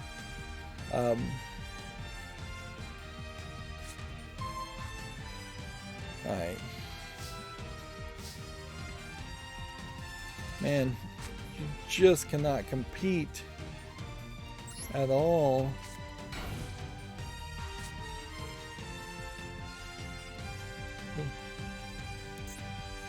There's literally just no competition when by your second turn, or well, this is turn 4, somebody's got a 3800 on the field. Here we have Invisible Places Pixel Art Jigsaw Puzzle, 89 cents, English allegedly full audio. Here we have Parkour Tag, which looks like nothing, for $7.19. Again, full audio. I should stop saying full audio. Everything at this point, at least 60 to 70% of every game claims full audio, and it's just not true. They don't have voice acting in them, which is what I take to mean full audio. Because nobody's going to sell a game saying, oh, it has half audio. This Blown Away could be something. It could also be nothing. It could be very small and simplistic. But let's look if it's like a student project. It's free, English only.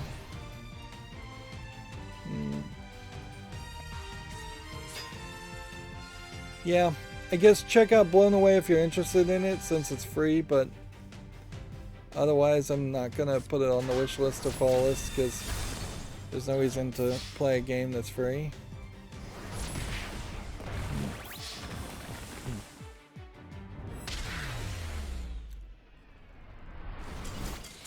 You really don't get to play much in a lot of these games.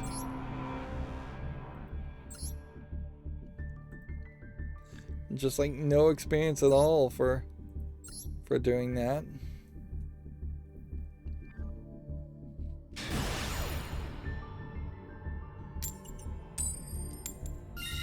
At a certain point, it does kind of feel like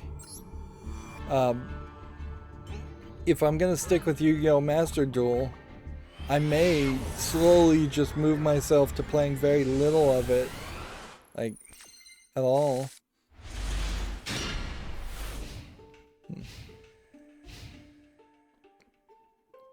Because you have to focus on it so much, you're not really getting to play much, and you're just having the other person do a whole bunch of moves.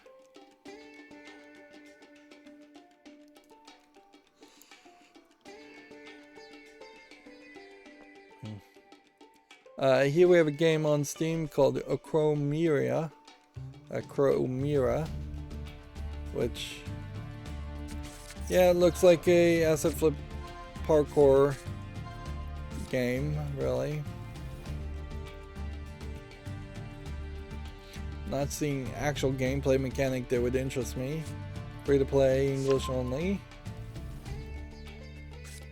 Here we have Kakureza Library, which looks like it's a visual novel game with some really weird lower screen gameplay mechanics also. Definitely feels like a mobile phone game port.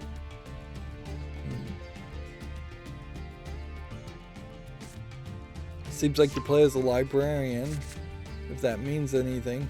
It almost feels like there is some level of gameplay mechanic here. I played a game somewhat similar to this, and this is potentially an example of how the Japanese, there is a fandom of books, like more than in the Western world, where they would make an entire video game talking about some of the famous books that they love. Of course, the problem here is these 260 books that they're going to talk about are all in Japanese, at least the art is, so you wouldn't even be able to take that as a starting point to try and read books yourself. A lot of these probably aren't even as far as the guess, a lot of these are probably not even translated to English.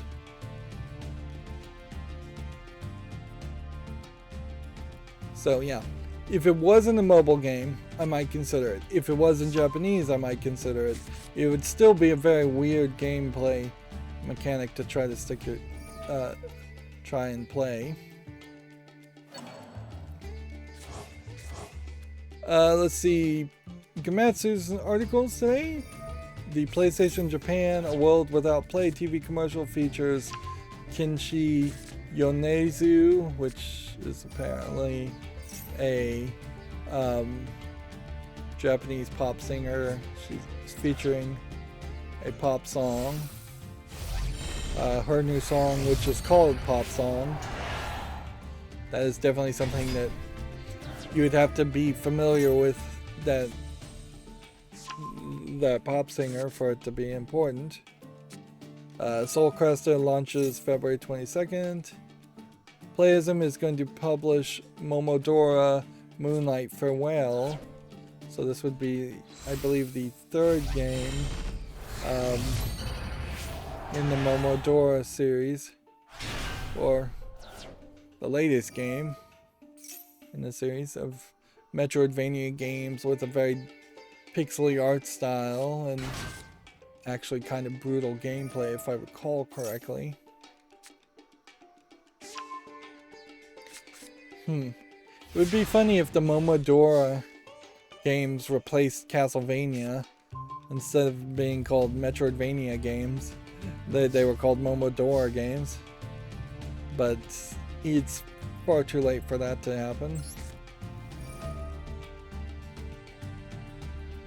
Far, far too late for Metroidvanias to get a new name.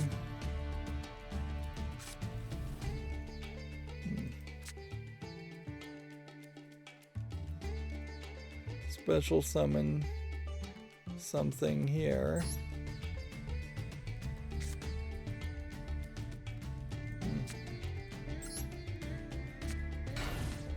Yeah.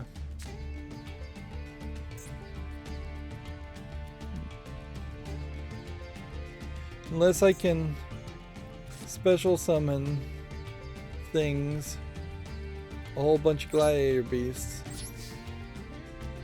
from this one and make an incredible chain, I'm probably already lost.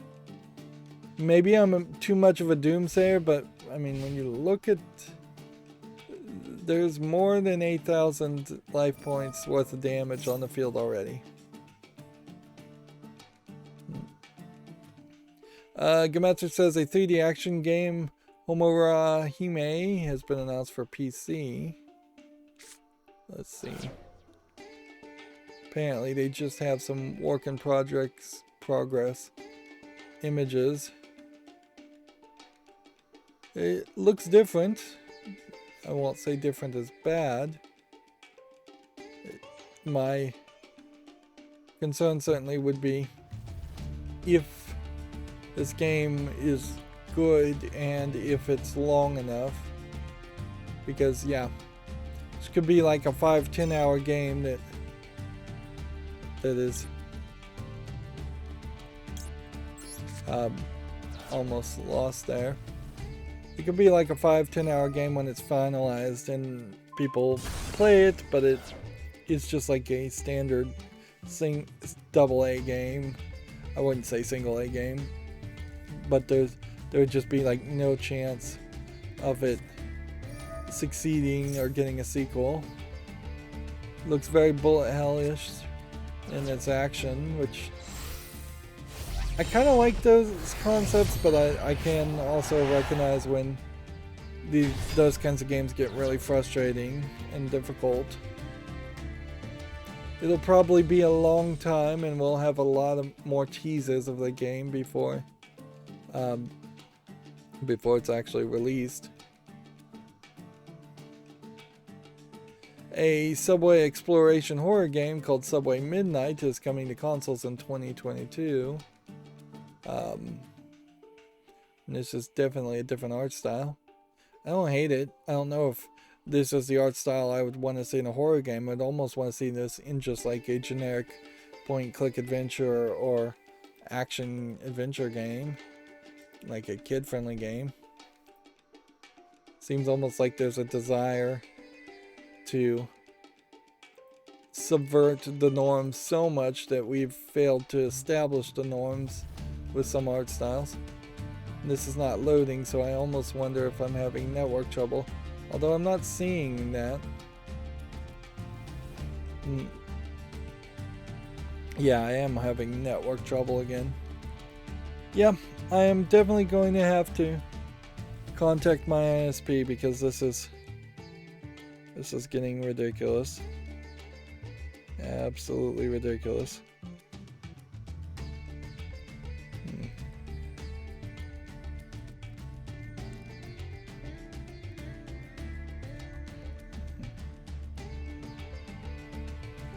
Yep, broadband connection down. That's what it says.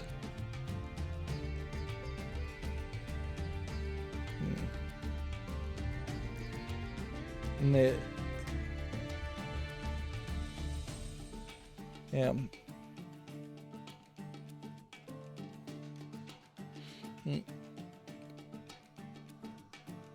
Okay, what can I do? Like, we have connection issues here. I can't play the video of Subway Midnight. I guess we can look at games as long as we just reject them. So here we have a game called Void Slayer. And the images will have been preloaded, but the videos won't. I think I can probably reject Void Slayer as a bullet hell, two-handed magic spell casting experience. It doesn't look terrible. If it were VR, I might actually keep it. $4.99 English only. Actually, I think I want to be generous and put it on the fall list. So that doesn't help. Yeah, we have a game called Hidden Depth, which says it's an action adventure game. It's got too much dark screenshot syndrome happening here, though. And it still has not yet to reconnect. Wow. This is $22.49, and yeah, that's not gonna work. So that's too expensive, and this is not showing me enough to justify that price. We have Idle Sandcastle, which, yeah, an Idle Sandcastle game or any idle clicker game, it's not something that I'd be particularly interested in. It's free at least, so the price is right. Seems like you build a sandcastle and then people take pictures of it and you get money from that, selling tickets. And then for some reason you're just digging deeper and deeper under the sandcastle, which seems like a completely disconnected activity. Yeah, we have a game called Mutant, which just by the looks of it and the name we can pretty much dismiss. $1.99 English. Here we have a game called Spooner, which doesn't look like anything. We have completely disconnected at this point and timed out. Here we have a game called A Lost Jellyfish Returned to Its Parents, which I believe there was another game called The Lost Jellyfish. But this does look like garbage, so I'm not interested in it at all. 89 cents English only. So for just a recording, alright, finally the network reconnects. We didn't get any reward from that at all. This deck is not working. Yeah. On top of just having general trouble winning victories, I'm having general trouble connecting. Yeah, I almost half wonder if it is Yu-Gi-Oh! That's causing the bad network problems, but it couldn't possibly be the case. Plus, it's happened when I wasn't running Yu-Gi-Oh! At all.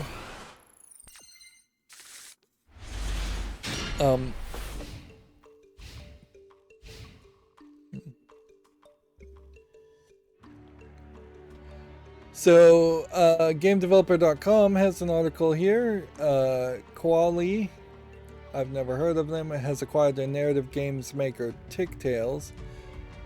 It's its first acquisition. But yeah, having not heard of either one of those companies, it's kind of pointless to say anything else. Let's see if we can get the video to play now. Yeah. Yeah. Very weird looking visuals through the blur.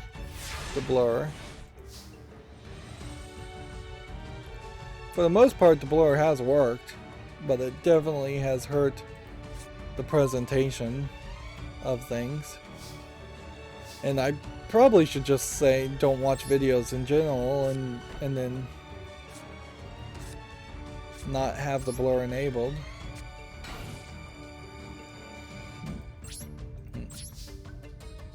That'd probably be the better way to do it. Playism, according to Gametsu, is going to publish a choose-your-own-adventure style RPG, The Use of Life, for PC. Which, I don't know if choose-your-own-adventure games, even if you can put a lot of visuals into them, really would work. And frankly, it still feels like a lot of this is just standard RPG stuff that we've seen in so many other games. The kinds of things that I'm never personally excited about seeing. Right.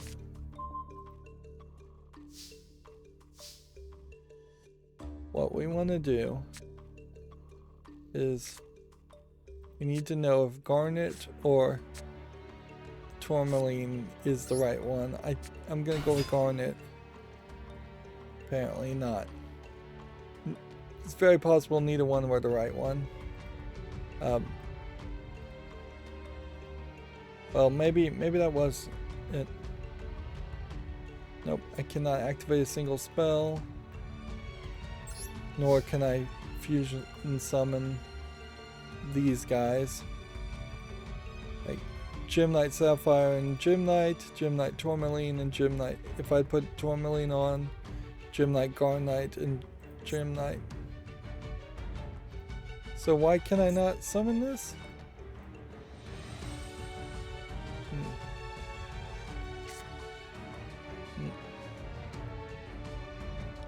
Like the whole idea of the Gem Knights is that these characters are supposed to merge together. So I don't understand how I could have those cards and none of them be right.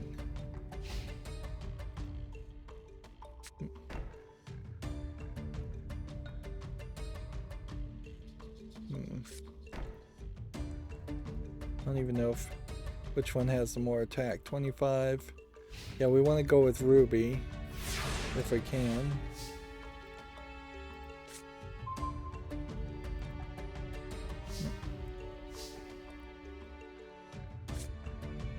$18 versus 18. Still can't merge? Yeah. It's like the type of monster you want to keep on the field. What do we have? Pyro, Rock, Aqua. Rock, Aqua, Pyro. I guess Pyro would be what I would want to keep on the field.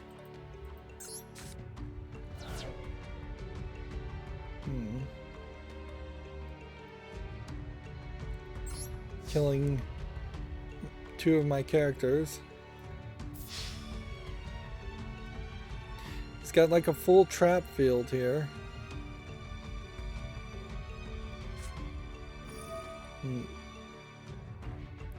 A third-person shooter, Megu Sphere Magical Cannon Girls, launches in 2022 for consoles and PC. First I've heard of this one. You can see definitely a Moe magic girl with giant guns and cannons. There was a terrible game called Bullet Witch that looked somewhat similar to this game, but I imagine in the decade since that game came out, there's gonna be at least a little bit of improvement on this idea. Although this may not really be much of an idea. Like playing two tropes. Yep, this could be real fun or it could just be nothing.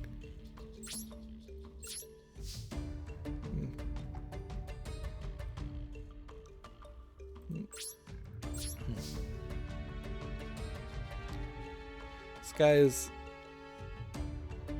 not playing any characters, but he's also managed to kill 3 of my characters.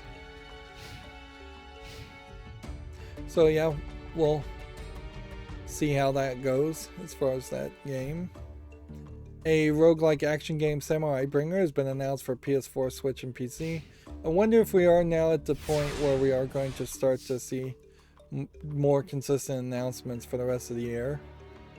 This visually looks awful as a game, and definitely feels like one of those games that wouldn't...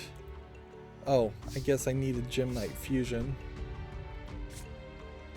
Yeah, it definitely feels like a game that wouldn't actually be something that comes to the West.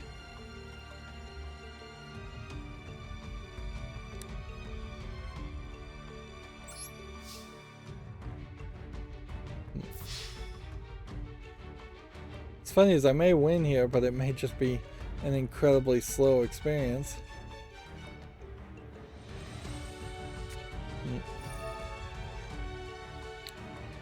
Let's see. Gamatsu says Toho Project Bullet Hell action game Takoman Kozatsu World for PC is coming to Steam in 2022. Interesting. Let's see. What kind of game is this? These screenshots are kind of all over the place and a little too zoomed in for their own good.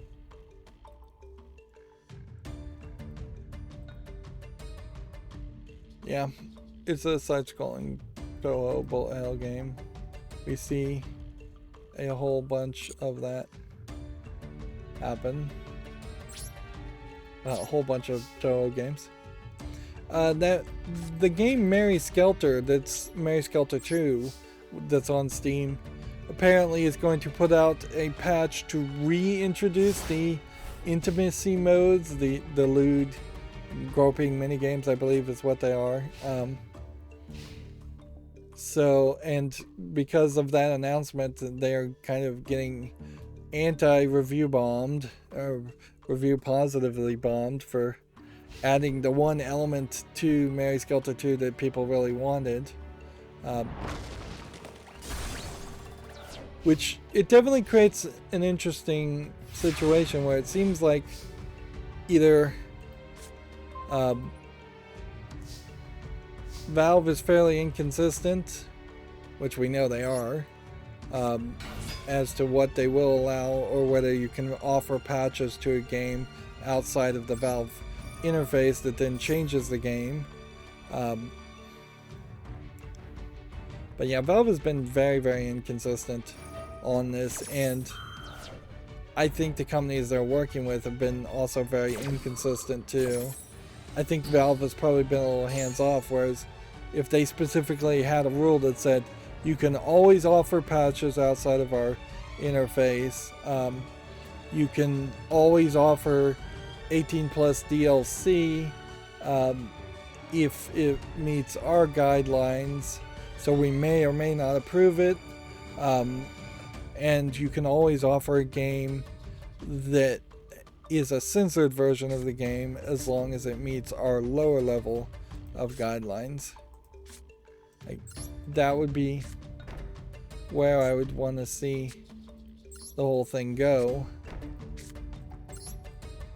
I'm just gonna fill up the field just because there's just for no reason. But if those were the rules and those were the strictly enforced rules, applied equally and fairly to everyone, that's fine. But I've seen games that are completely not allowed on Steam. I've seen games that are allowed in censored versions on Steam. I've seen censored versions not allowed on Steam. I've seen patches that were allowed on Steam as DLC. I've seen patches not allowed on Steam. I've seen patches from third-party websites that were allowed, patches that weren't allowed from third-party websites. It's just like all over the place.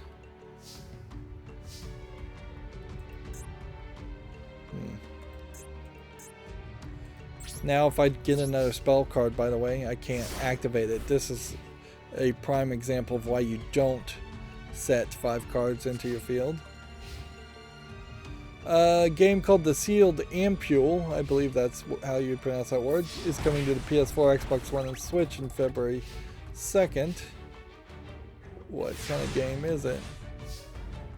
Dungeon agriculturalization game. It looks weird, but I would say from the art style, I don't think it is actually good.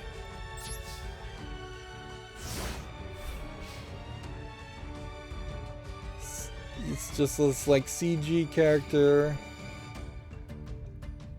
and she's running around this dungeon farming, and it seems like there's not that many monsters, and so you're just kind of running around almost like Pac-Man, getting elements, and eventually that lets you craft some things. I don't know if she's crafting items to defeat the monsters in the dungeons, or if she's crafting monsters to fill the dungeon up. Yeah, it does seem like it's a very, very generic and basic concept of a dungeon crawler. Yeah, also seemingly trying to cheat heavily here by using CG instead of doing more custom bespoke animation.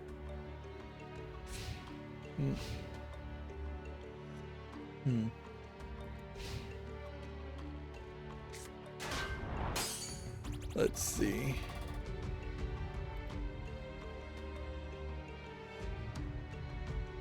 We'll go around and just kind of jump around here. And do the game dev stuff. GameDeveloper.com articles first, since they're on the left. Unity has acquired Ziva Dynamics to democratize real-time character creation, which honestly makes it feel like after I believe it was the Unreal Engine brought out their technology to make very quick randomized characters, Unity is trying to do something similar by but not quite the exact same thing, by having just random people or people that use Unity make a bunch of characters and then I suppose put them on the asset store for sale. The subtitle here is Ziva's technology is designed to power anything that deforms in any size and in real time on consumer hardware. Which, what does that really mean?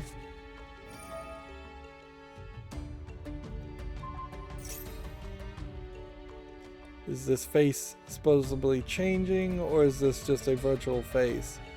I assume this is a virtual face, because it doesn't really look like a real human. But yeah, seems like it's just talking. What's funny about this YouTube video is they're doing the whole, like, let's put a picture behind a subscribe button at in-screen element.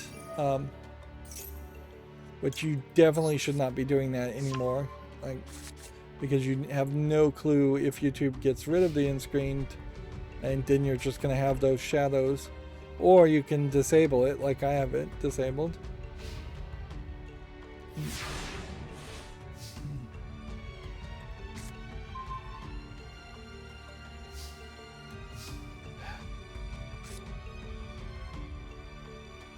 Why can I not summon?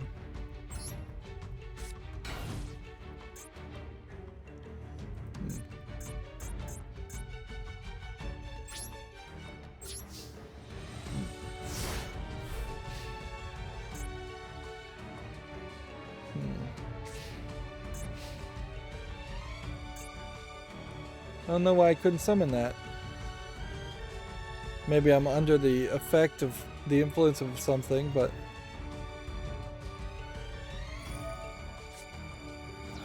Wow.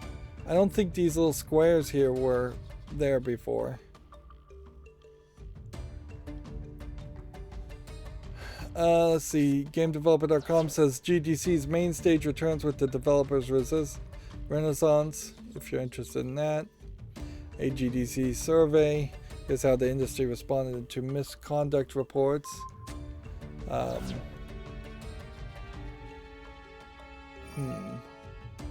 Which I guess you could read this article if you're interested.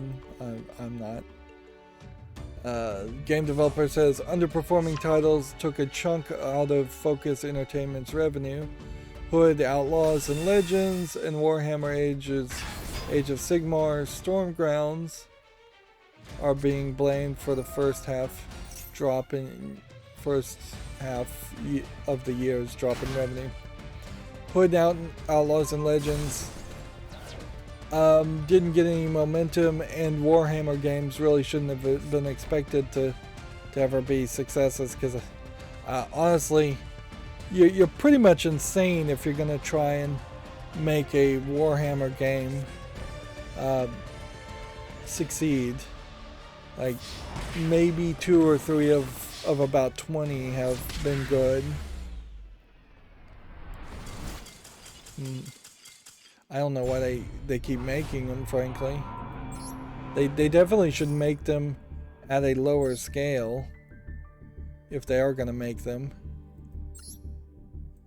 And there really isn't a lot to do in Yu-Gi-Oh! So, like, do I need to play with the starting deck here? I don't think so. Let's just skip over to the one deck that actually does kind of win. And if we do start winning here, I'm going to stick with that deck. Yeah, you get these daily quests, and it's like destroy creatures, play spells, play traps. All of those are kind of normal things you'd expect to run into, but if you're playing with a very disadvantaged deck and you're just running into people that can totally wreck you before you can even play the cards you want to play, then that's a problem. But this strategy is actually kind of great.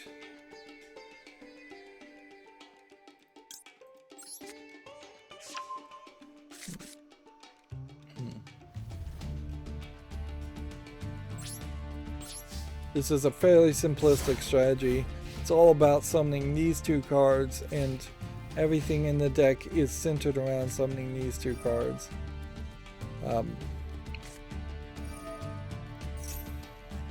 GameDeveloper.com says Netflix's video game future is likely tied to IP. I don't know if you really could make a Squid Game video game that makes any sense, considering how the actual games played in Squid Games are like kids games, very simplistic kids games. Let's see, Game Developer has the same article. Raven Software's QA strike has ended. I think that's a more accurate title than, say, the developer strike has ended, because it didn't really seem like it was. Developers is a nebulous term in my mind. I won't go over it again. And then the esport organizers ESL and Faceit have been sold for $1.5 billion to Savvy Gaming Group, which esports at this point is probably dead as like the thing that a lot of investors and day traders were trying to invest in, thinking esports was going to be the next big thing. In all fairness, esports could have been the next big thing for a lot of people, not most people in gaming, until the pandemic happened. Now, seems unrealistic. And I'm kind of glad to see esports dead, because we didn't really need to raise a generation of kids that think that they can be esports players and that can be their actual career. It's better to make people realize the truth that they may just not have jobs or careers in the future, instead of lying to them and say they can play video games as a career. It was incredibly physically and mentally damaging for the few, mostly Asian, mostly Korean esports players out there, to try and pretend like they're athletes. The idea of being a athlete, I think, falls apart somewhat too.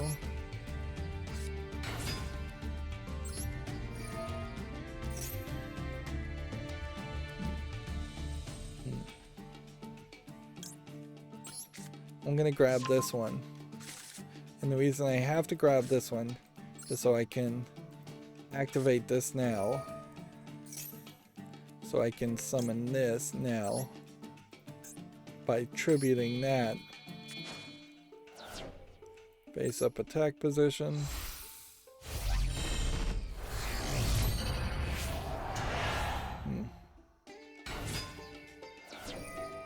Which then will let me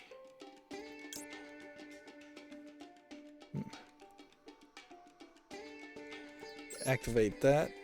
Cool. So he can't counter what I'm about to do, which is destroy this card.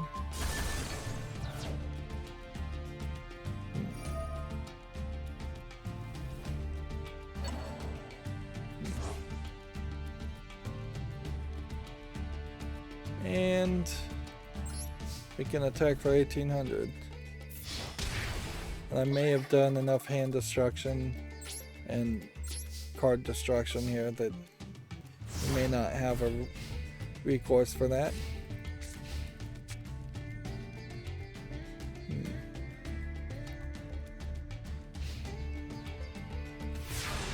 Let's see. A game, Tosamachi Behind the Twilight for PS4 and Switch launches April 28th, and the Xbox One version has been cancelled. First time we've heard something like that before. And this is a Gematsu article. Okay. So, attack here. And I guess we'll just...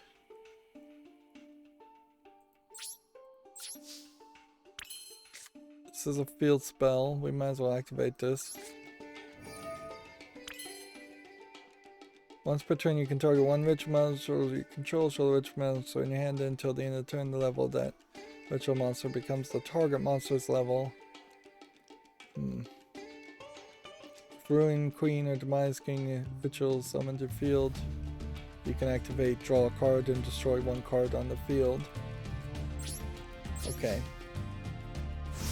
So I could change this to an 8 to summon this, and then summon this and destroy a card on the field. Which the only one I think I'm particularly concerned about is this face down card. So what is this Tosamachi game anyways? It looks colorful. It looks a lot like that. Yeah, this is that game where there wasn't very much to it. You just wander around. And maybe at some point they added some more gameplay, because I'm seeing some screenshots here that almost feel like there's something you're doing.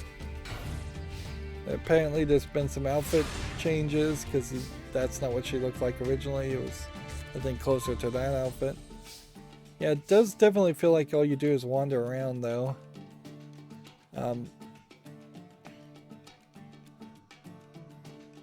I don't think this was a particularly good game, though. Alright, let's see. Activate this effect. And then select one monster I control.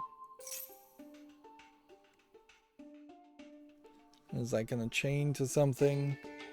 To have him resolve it to something? Should have probably played this.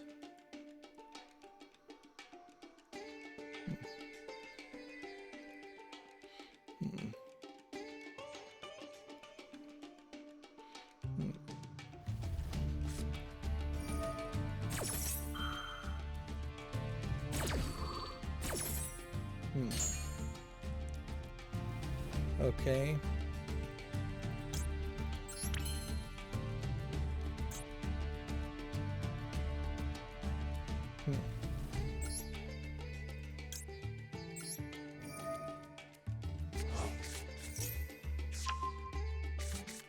Alright. Let's go and set this card. And let's activate this card.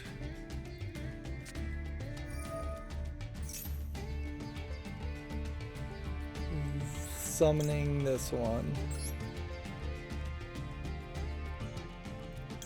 That with that one.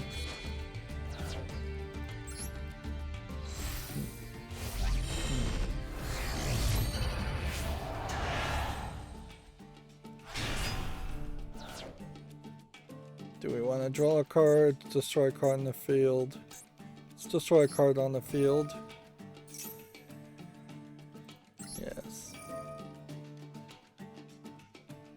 Let's go ahead and attack. Give him the ability to attack twice.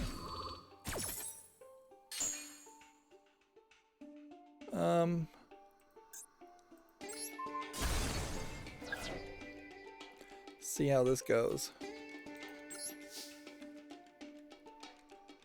23 here for direct attack. Can't attack twice.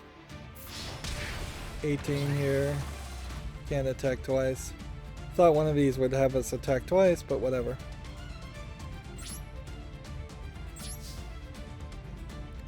Yeah, there's no way they're gonna turn that around.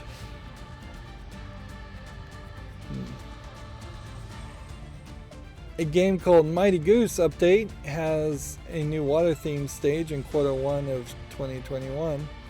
I feel like I've seen this character from something like DuckTales or something.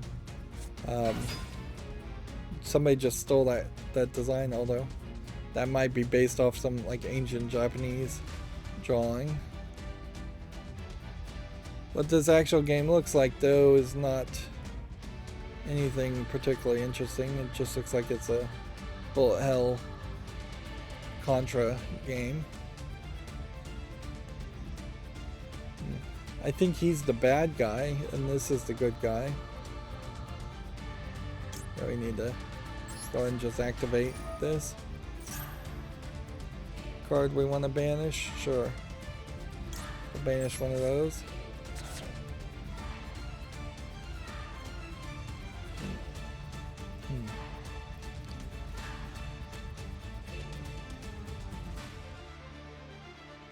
Yeah, we're gonna wrap up fairly early today too, again, which is always good news. Hey, and I just got a achievement. Of course, one of the achievements that you do get in this game is getting to like the highest rank of gameplay, so that's just not likely to happen. And when you actually do get a victory, all of a sudden you get these massive rewards compared to the piddling small rewards of just activating things. And they're going to give me Mysterious Puppeteer, which it's not a terrible card to get. And then a Legacy Pack, which would give you 2 other new cards. I assume when you get a card as a reward, that is also a new card that you're likely to get, or a good card that you're likely to get. One more duel would need to happen to win. Let's see. Gamatsu has La Mulana 2 DLC, The Tower of Onais, is now available for PC. Which I always feel like La Mulana is so funny. You have fish head statues with fish genitalia statues spouting water. I always feel like La Mulana might be a game I want to play, but always looks like Spelunky and scares me away because it looks something like Spelunky and might be fairly difficult. And the truth of the matter is there's just way too many games And currently I am just so trapped in finishing up Fallout 3 and playing now, doing this extra work of playing Yu-Gi-Oh! That it's gonna be potentially another month before I can even start to think about playing any smaller games or any different games. But I'll definitely want to do that. I wanted to get to a JRPG game. I do still want to do that, but it would make a lot of sense to do at least 2 or 3 months of playing smaller games in between Fallout 3 airing. Also, I haven't scheduled any videos, and so I might be falling behind on that also.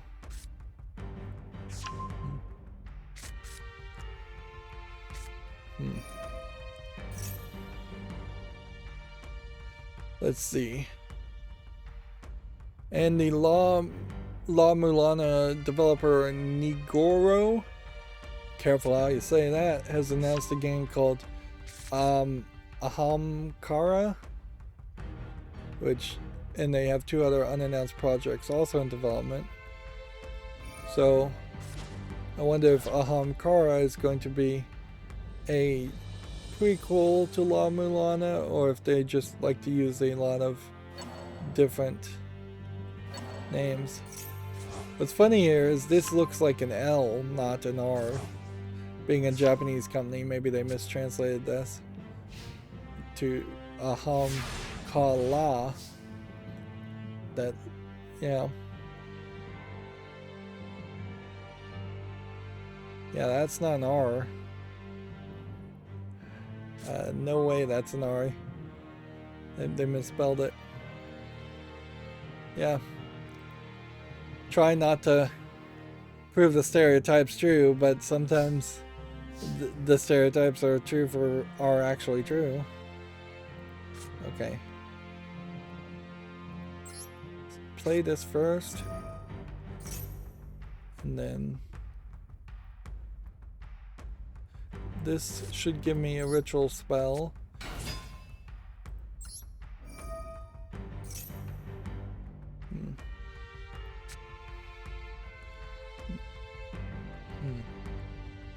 Which will take Cycle of the World as an option.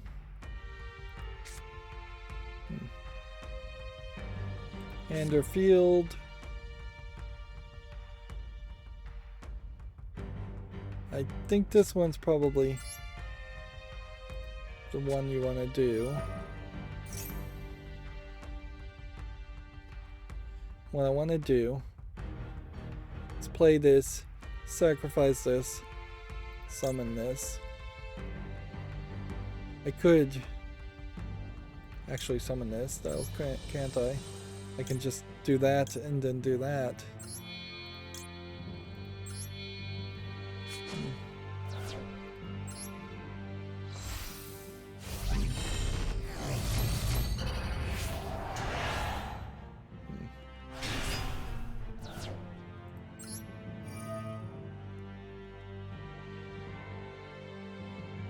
Add that back to my hand. Interesting. So we can recycle.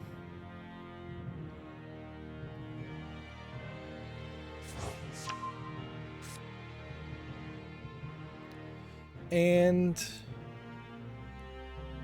I guess we probably don't want to activate any of this until next turn. So move on to the battle phase. Attack here. Unless he's got a trap to activate. Activate this ability to attack twice.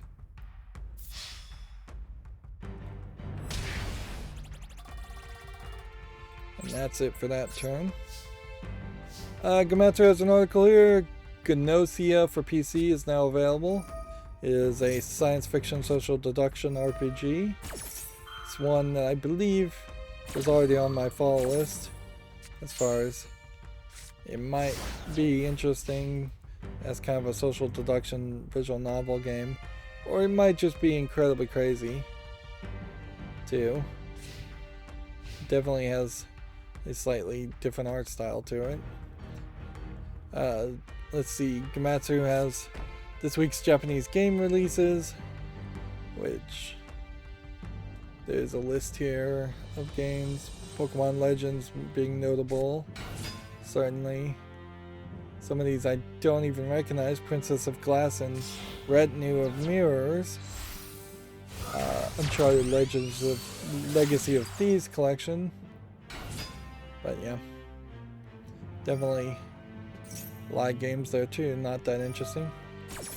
And we didn't even really look at the digital games, which you're starting to see more digital games being consistently the case. And I think that will just happen more and more often, is that we'll have soon 2 or 3 times as many digital games released each week compared to physical games. Yeah, it's hard to believe that won't be the case because nobody really likes going to GameStop. There's a pandemic all over the world, and depending on where you live, that some people are able to still shop, but a lot of people still aren't, and the desire to go to stores is dwindling even more than it had been for years. You don't get deals for going to stores. You don't get better service for going to stores. Most of the time, you don't get any kind of safety or returns things. For video games, they are a known quantity in particular. Going to a store to buy clothing makes a lot of sense because you want to try it on. Going to a store to look at furniture makes a lot of sense because it's hard to visualize something. And frankly, you could get furniture fully assembled in some cases if you go to a store. But a lot of other things, it just doesn't matter. Particularly if you are moving away from the idea of window shopping, which most people should move away from the idea of window shopping.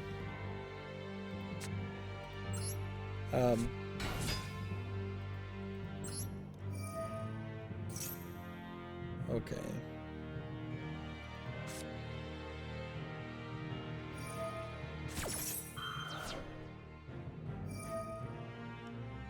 See if I can use this card to summon the destruction guy and destroy this card.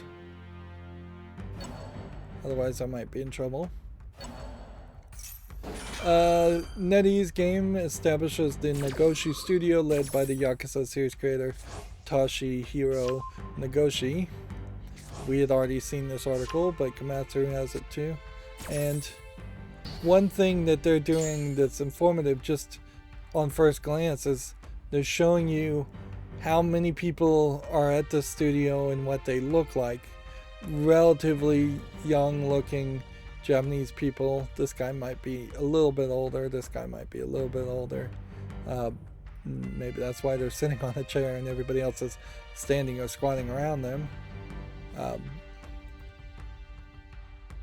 Okay. So I can only activate this effect.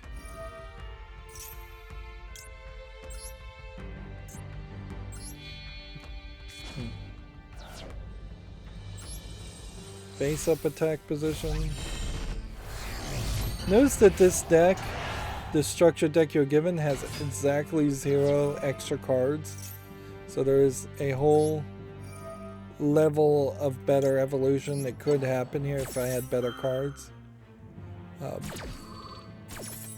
But I would have to figure out what they are, and I would have to modify the deck. Right.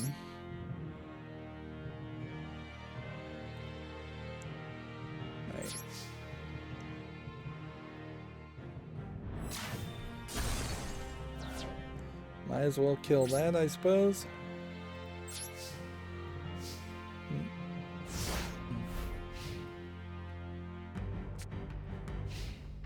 And then Gamatsu says Elden Ring has gone gold, which I thought it would have been in development a lot longer than that, but I guess it's been secretly in development, or we just haven't seen a lot of announcements about it. It's been in development for a long time. A game called Breakout Recharged has been announced for basically everything, which is, this looks like this guy is hitting himself in the back with a hammer as this prisoner. What the actual game looks like, though, is just an Arkanoid Breakout clone. So I don't even know what company is making this. This is Atari publishing it, but it's not the real Atari. It's the real Atari went out of business a long time ago.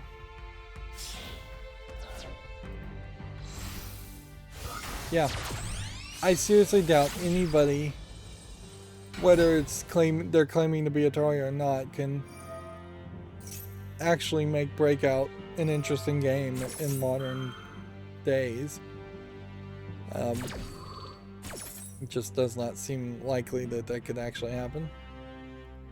And then, same story here, new games publisher and developer New Tales has been established.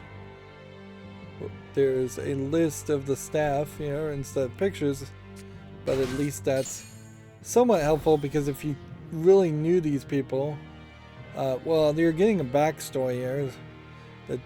That Cedric Marcel, for instance, here worked at places like Blizzard, Vivendi, Sega, Cryo. Served as International Senior Vice President of Activision Blizzard. Here's the danger, though, is that maybe these are the people, or among the people of the 40 staff that were secretly fired, for good reason and maybe not. Activision Blizzard employees literally just have this stink on them, and that's why so many people were leaving before all the major drama came out, is because there is now this suspicion, even 30 years down the line, if I was to hire somebody who said they worked at Activision Blizzard, I'd have to go, we've got to investigate you. I got to hire a private eye to make sure you're not the abuser. Or at the very least, if I'm going to be flippant about it, I'd have to interview him and go, you weren't one of the problem employees at Activision Blizzard. And of course they would say no, unless they just flip out and go, what are you implying? And then I guess that would be a yes.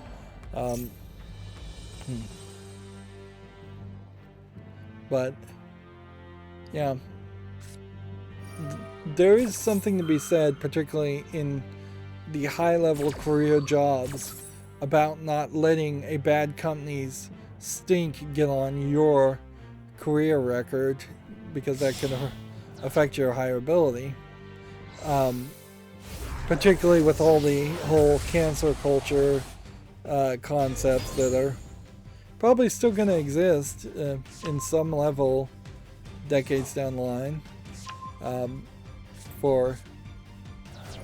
Although arguably, if you were Bobby Kotick and you went and applied for a job, looking up his history and seeing what people say he's done and what he's obviously done, it would be really hard to hire Bobby Kotick for most positions. Although he's so rich, him retiring and getting a seat on a board somewhere is still very, very possible. Although arguably, I think there is a decent chance that just all rich people want Bobby Kotick to retire and disappear from the limelight forever. And so he may not really even sit on a board somewhere for fear of the controversy that would bring. Moving on, Komatsu has a first-person psychological horror game called Medicine coming to consoles in 2022, which is an intriguing teaser image of kind of a bloodied, gnarled hand grabbing a Polaroid camera, or something that looks something like a Polaroid camera. And then there's an eye in it, like the number 1 in red, Mad Eye Sun. So I would assume it's a crazy sun, for the pun. I wouldn't be surprised if this is an attempt at kind of doing what doing what the Fatal Frame series did, but we're kind of rebooting it. Interesting, I got another achievement there. So apparently I'm just getting... I've just now played enough ranked to do enough special summons to get an achievement, and level up past level 10 to get an achievement. It would be what I guess the other one was. I probably am coming back to this deck, but let's try these decks a couple times. What I'm not really feeling here though is like I'm learning a lot, or that I have the cards that would help me potentially make my own deck. That whole concept is kind of left to the sidewalk at the moment.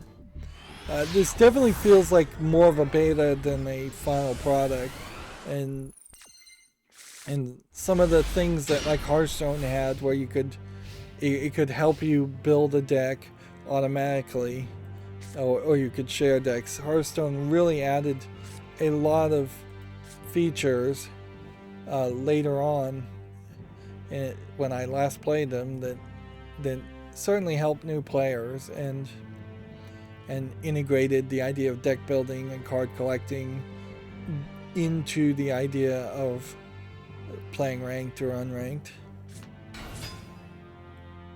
Gamatsu says a Memoir Blue has been delayed to March 24th. So this was, I think, kind of an adventure game where you're following your memories.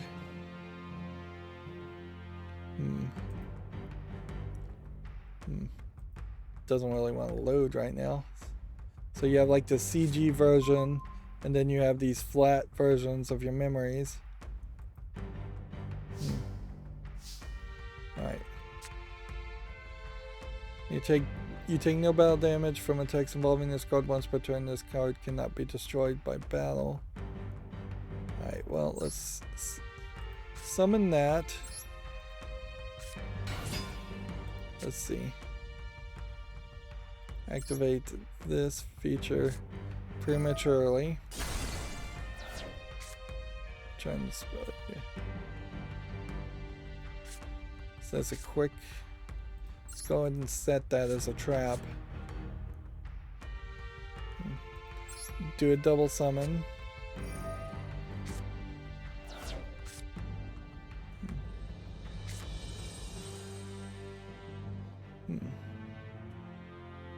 And then put that on the field.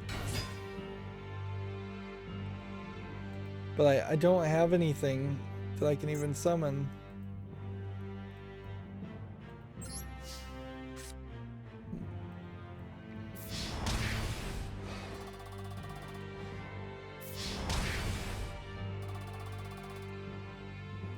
So like I can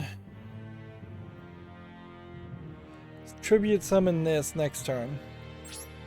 And that's pretty much it.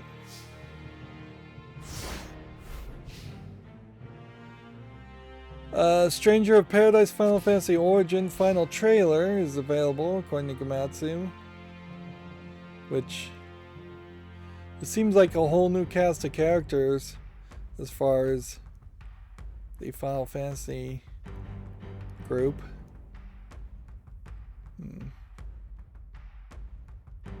Like, I don't recognize any of these characters at all. Maybe I'm still stuck in thinking about Final Fantasy 15 being the most recent one, and there's another one that's already come out. But, or maybe this is characters from Final Fantasy Origin, which is like some anime thing and not actually a game. And that might explain why I don't recognize any of them.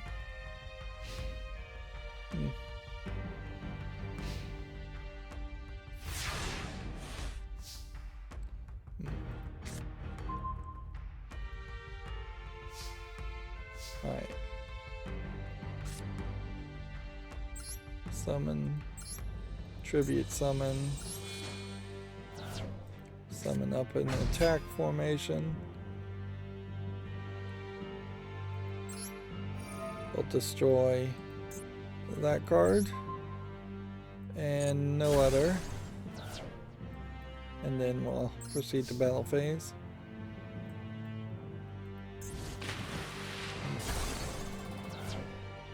So I've just got a lot of cards here that are going to return cards to their hand. So I can just do direct attacks without risks of being affected. His network was messed up for a brief second there. And then the last Komatsu article we have here is Guilty Gear Strive DLC character Bakken launches January 28th alongside a new stage and combo maker update. Which, Bakken, not Bakken. You have a lot of cleavage on this samurai girl with an eye patch showing, and a little bit of leg. Is there a combo maker trailer here? I guess maybe you can make your own combos with buttons, or like, I don't know. That's one of the things that's like super complicated that I just won't understand until I actually start to try and cover or play fighting games, is what a combo maker really would be.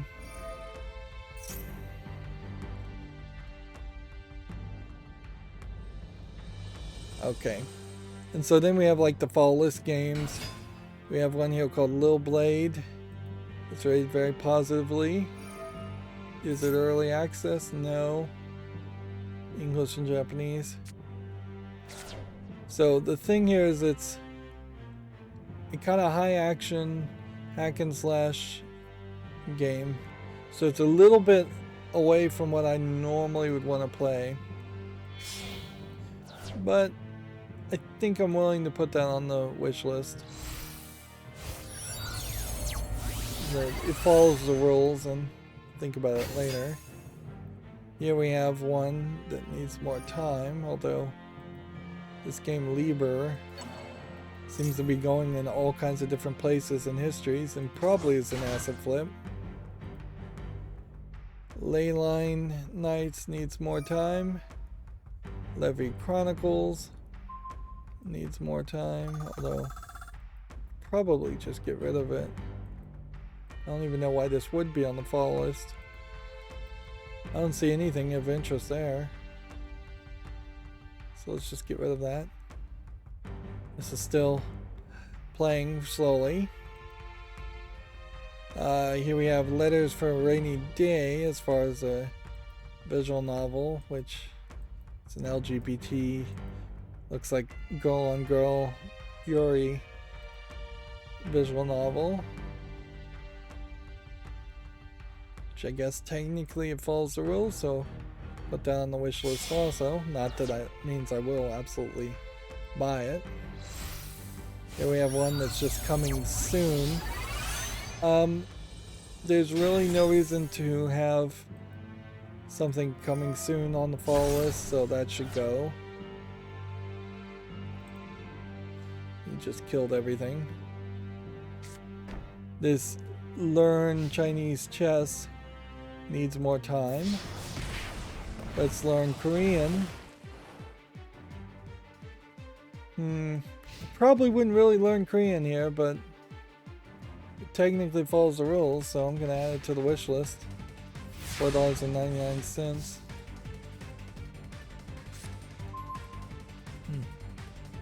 If I were to learn Korean, I don't know how much that would help me in my day-to-day life.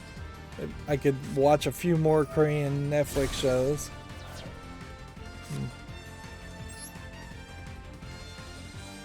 Let's go ahead and just set this as a threat.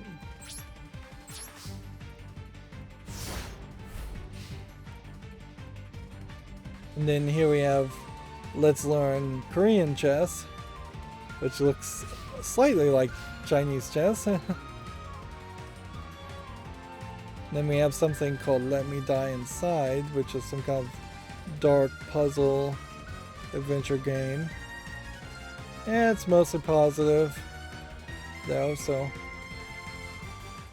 A lot of these games that are making it to the wish list at this point, though, are like not games I'd really ever get around to buying. And then this game, Less Manly, looks like a point and click game that I don't recognize. It looks a lot like a Leisure Suit Larry game.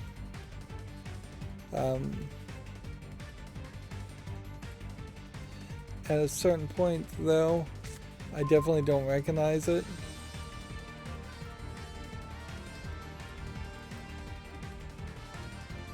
And if the Sierra games start getting re-released because of Activision Blizzard being acquired, it might be an interesting scenario where all of a sudden a lot of the older re-releases of the Sierra games aren't worth getting. There could also be remasters and remakes that then make it less likely or less necessary to potentially own the original versions of the game. I might as well mention it. OpenCritic is asking people to support their Patreon. I wouldn't particularly support the Patreon by any means, but I guess it comes down to whether you want something that claims to be open source as far as a video game critic conglomerate, whether that's actually something of importance or not.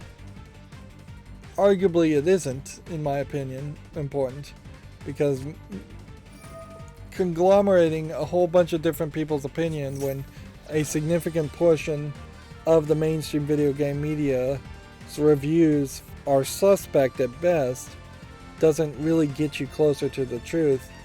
It is 100% the case that I trust the reviews on Steam by people who actually purchase the game and have been verified to purchase the game way more than I trust the reviews of any other like mainstream video game critic site.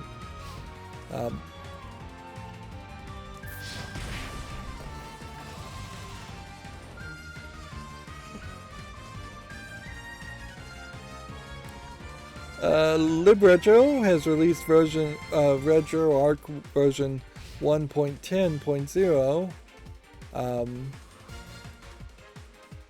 So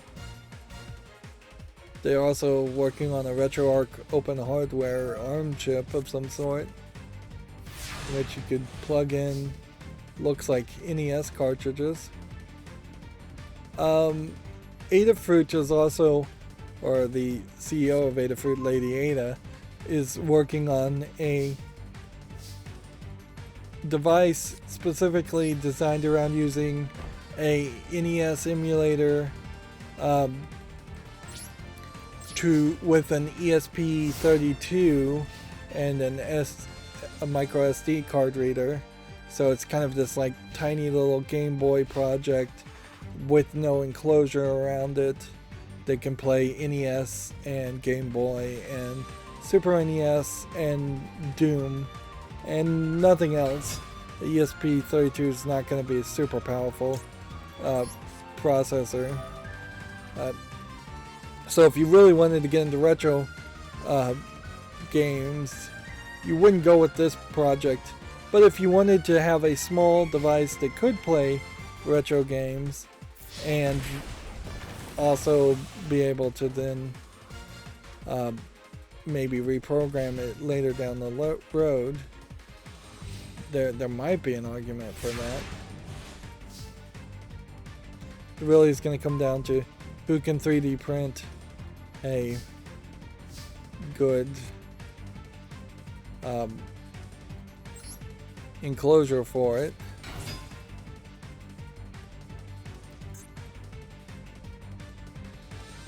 And whether you can actually polish it up to make it worth its while.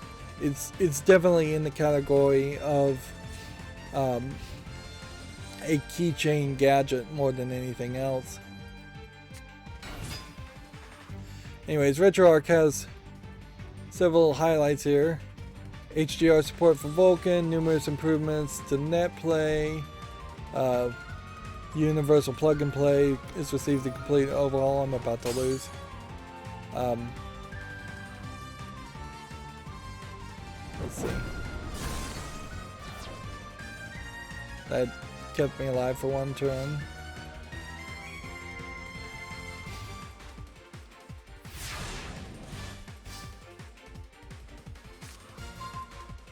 Yeah, absolutely nothing that I can do here.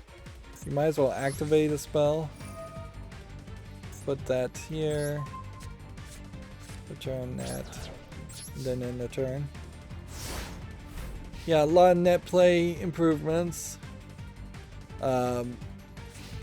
Xbox users getting special advice. You could certainly go down the list of improvements. Doesn't feel like anything major though. Like, if anything, the net play is the major improvement there, but no new features. In all fairness, retro emulators are not likely to be able to add a whole lot of new features.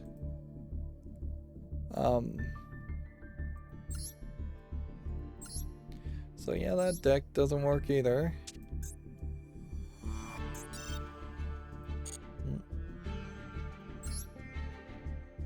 I am probably going to play a little bit off screen of this, of Yu-Gi-Oh!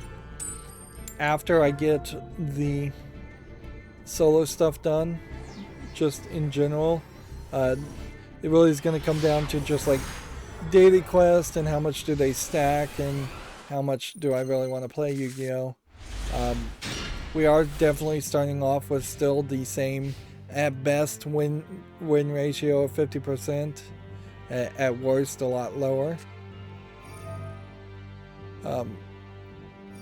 Second Dinner is retweeting that their publisher and friends at Newverse are hiring for their marketing team, which may be an indication that the Marvel card game that Second Dinner is supposedly working on might be closer to an announcement than I think. That being said, like when they're hiring for product management, are they possibly hiring for a product manager for their second game? Do they already have one game in the bag? That would be interesting twist if that was the case. ZY or ZS?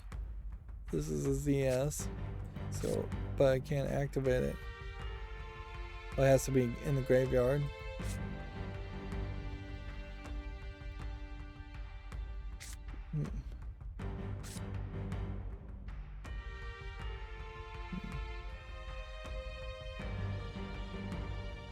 Okay, I think that was probably our best bet. Do we want to summon this? No. Let's just go for an attack.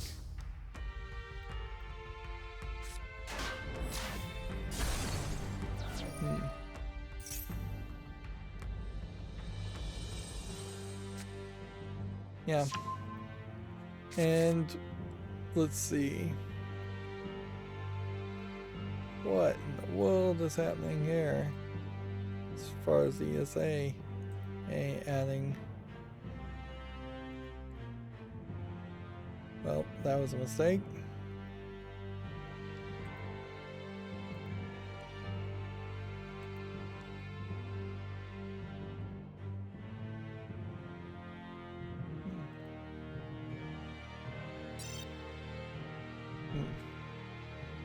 Alright, gotta play.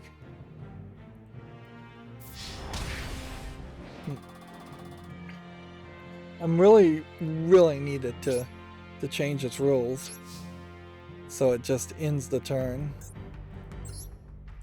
instead of surrendering, because I have not had a single game I've played where somebody has surrendered because they've been distracted. Of course, it is pretty crazy for me to demand a game change to accommodate me and nobody else.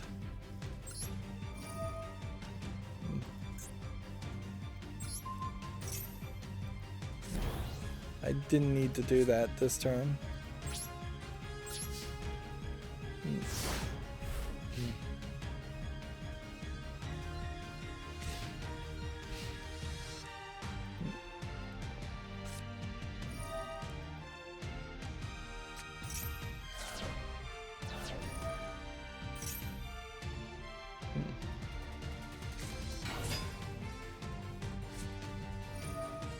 What is going on here?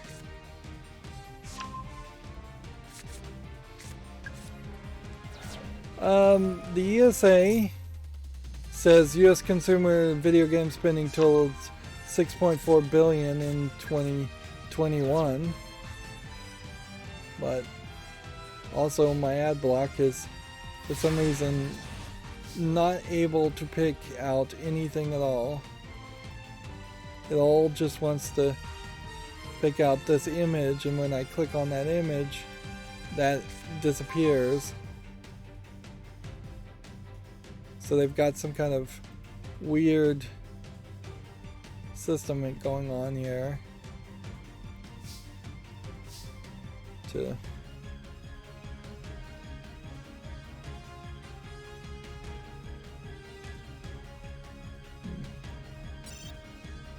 It's my turn again, sorry.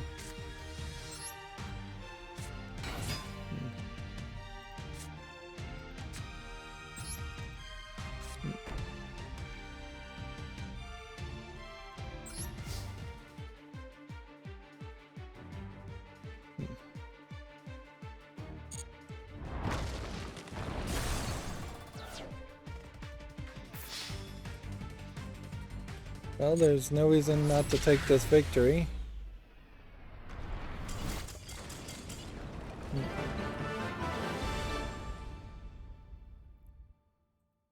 Okay, yeah, let's end on a victory. We're at level 39 as far as the battle pass. Very quick. We have ranked up to silver tier 3. That gets us another 100 gems. We took no damage, which gave us 1,000. I didn't realize that was an option. We've gotten 50 gems there for that special reward. You get 500 for doing over 3,000 damage. Alright, so playing a deck like this, if it wins well enough, may be better than playing other decks. In fact, you might find that there is a deck out there that is just perfect for grinding. In particular. Alright, let's go back here and let's look at where we are now. So we had started today at rank 28, and we went from 29 all the way to 38.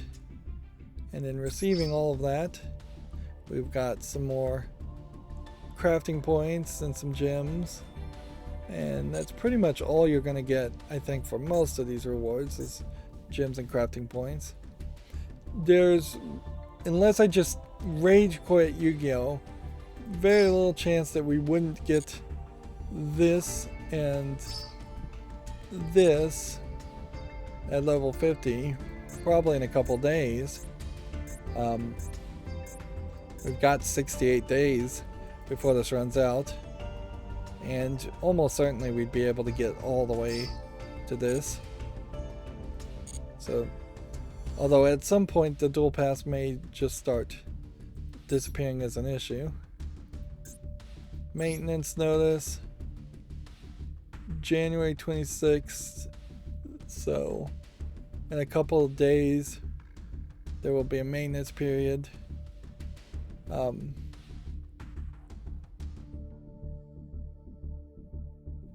Let's see. In addition, the following data will be removed as part of an effort to improve server communications. Cache server update. Rooms and match history. game will be unavailable during the period, and we apologize for the inconvenience. We'll see if they give you any kind of compensation, as in the form of free cards or gems for the service maintenance period. I'd appreciate that, certainly. So they're just going to get rid of match history and rooms. Maybe bring them back later. So, like, this whole concept of rooms maybe just will turn into free dueling. Which it would make a lot more sense for there to be a button here to just play free duel instead of having to create a room or enter a room and do that whole nonsense.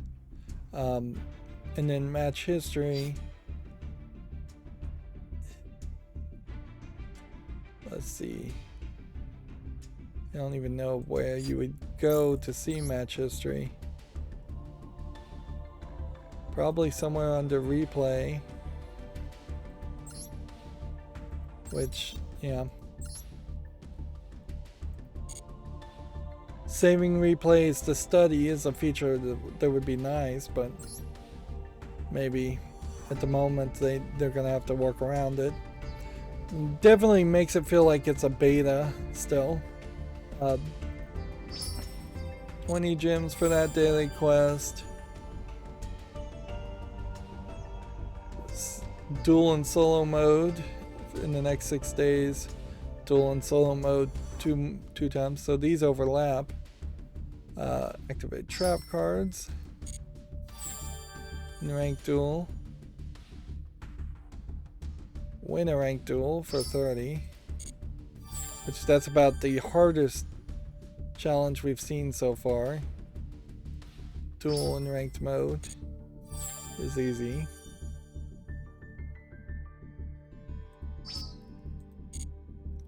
And then, yeah. There's 6 more days to log in 7 more times. So I don't think I can do that, but at the very least I could get to this point. So it seems like they adjusted that time frame, but then maintenance is also going to create a problem around that. And then under the unlimited rewards, let's see, 50 gems for destroying more monsters on the field, 50 gems for activating more spell cards, 50 gems for activating more special summons, 50 gems for summoning. These are all very generic things. A card pack for dueling and ranked. It'll be a long time before we get up to 1,000 duels in ranked. And then 100 gems for leveling yourself up. Let's see. See if there's anything else that needs to be clicked to the next tab. Equip a card 100 times. Gain 2,000 life points.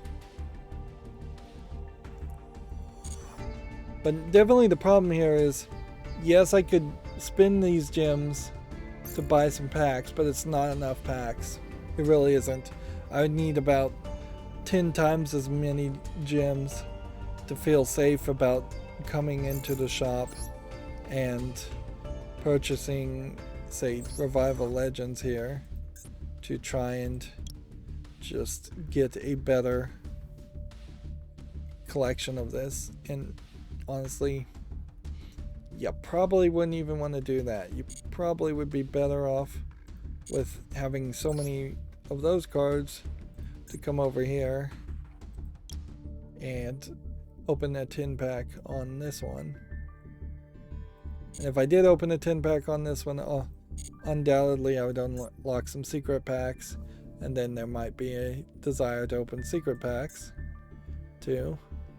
And these legacy packs should just stay. Like, there's nothing we should do with them. There's no reason to buy accessories. Maybe bundles won't be new. What would be really crazy is if the maintenance period happened and all of a sudden there was just a whole bunch of extra stuff to buy in the shop, and it would just, the game and Konami would prove itself to be once again way too greedy. Alright. Well, we've been going 3 hours and 10 minutes, and boy, did it not feel like that. So I'm just going to scroll down my Twitter feed and see if there's anything else that needs to be talked about. Which pretty much with my new program and everything, the Myst game is now on the Humble Store, but I have no reason why you would want to buy anything from the Humble Store, or why I would suggest buying from the Humble Store.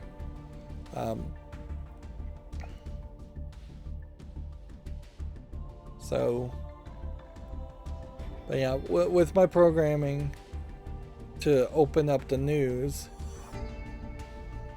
there's very few sites that I'm even following that would give me extra news. Plus, we're not really running into a lot of extra news. I will say I'm glad that the hysteria, which it was getting to the point of hysteria, I'm glad to see that has died down around the Activision Blizzard acquisition. It's going to be a long time before that goes through, and it may not change anything for a very long time. It may never change anything. It may change things for the wars, or it may change things for the better. So, I mean, time will have to tell. I think G4, Frostcoon, particularly of G4, is still definitely aggroed or irritating people. But at this point, I'm not sure it's worth even ever mentioning G4 again.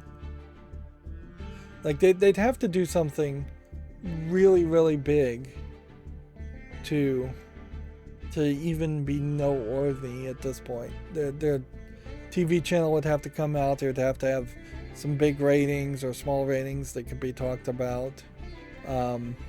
Or it would just have to go out of business again. Sure, if Frostcoon, or if it's not Frostcoon, it's Frostcurran, I think is her name. If she leaves G4, I guess maybe that's noteworthy. If Adam Sessler leaves G4, that's noteworthy. Maybe, just in passing, but I mean, really the whole thing has just been a failed launch, even before they started the whole sexism in video game drama, stirring the pot again on that.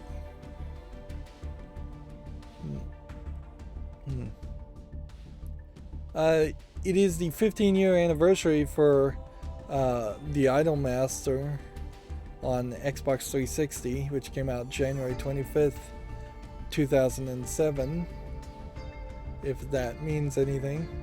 One thing you can definitely tell from this art, though, is how much has changed as far as the anime style from 2007 to now. Now everything is a little bit more CG, a little bit more detailed. The moe art style makes the characters a little bit shorter, where these are fairly long arms and stretched out necks and heads. The heads aren't giant, the eyes aren't that giant here. You have here quite the variety of, I assume, all girls. That might be a guy in the back. Yeah, if you showed this picture and took out the Idolmaster, I'm not sure anybody would immediately assume that this was Idolmaster versus just a collection of anime girls in general.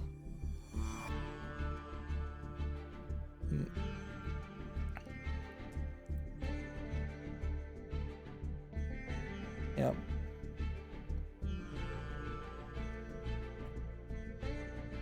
Let's see. Still scrolling down. And at this point, I'm kind of just scrolling down all the way to the bottom of my Twitter feeds. My now back to one Twitter feed, just to make sure I didn't miss anything. Because there is still a possibility that my program would miss something. And small possibility, but not zero. Because yeah, we do have like this game developer article, and I don't recall covering this, that Stillfront has acquired a mobile publisher 6 ways for $2.1 million. So I guess I'll cover that article. That being said, that's all I need to cover, so that's going to be it for the stream. As always, I ask you to like, share, subscribe, comment, and watch every second of my videos. If you want a friend to follow me on any social media sites, there's a whole bunch of links down below. And if you want to support me further, there's a link to Patreon, or you can friend me on Steam and get me a game off my wishlist. Thank you for watching. Have a good evening.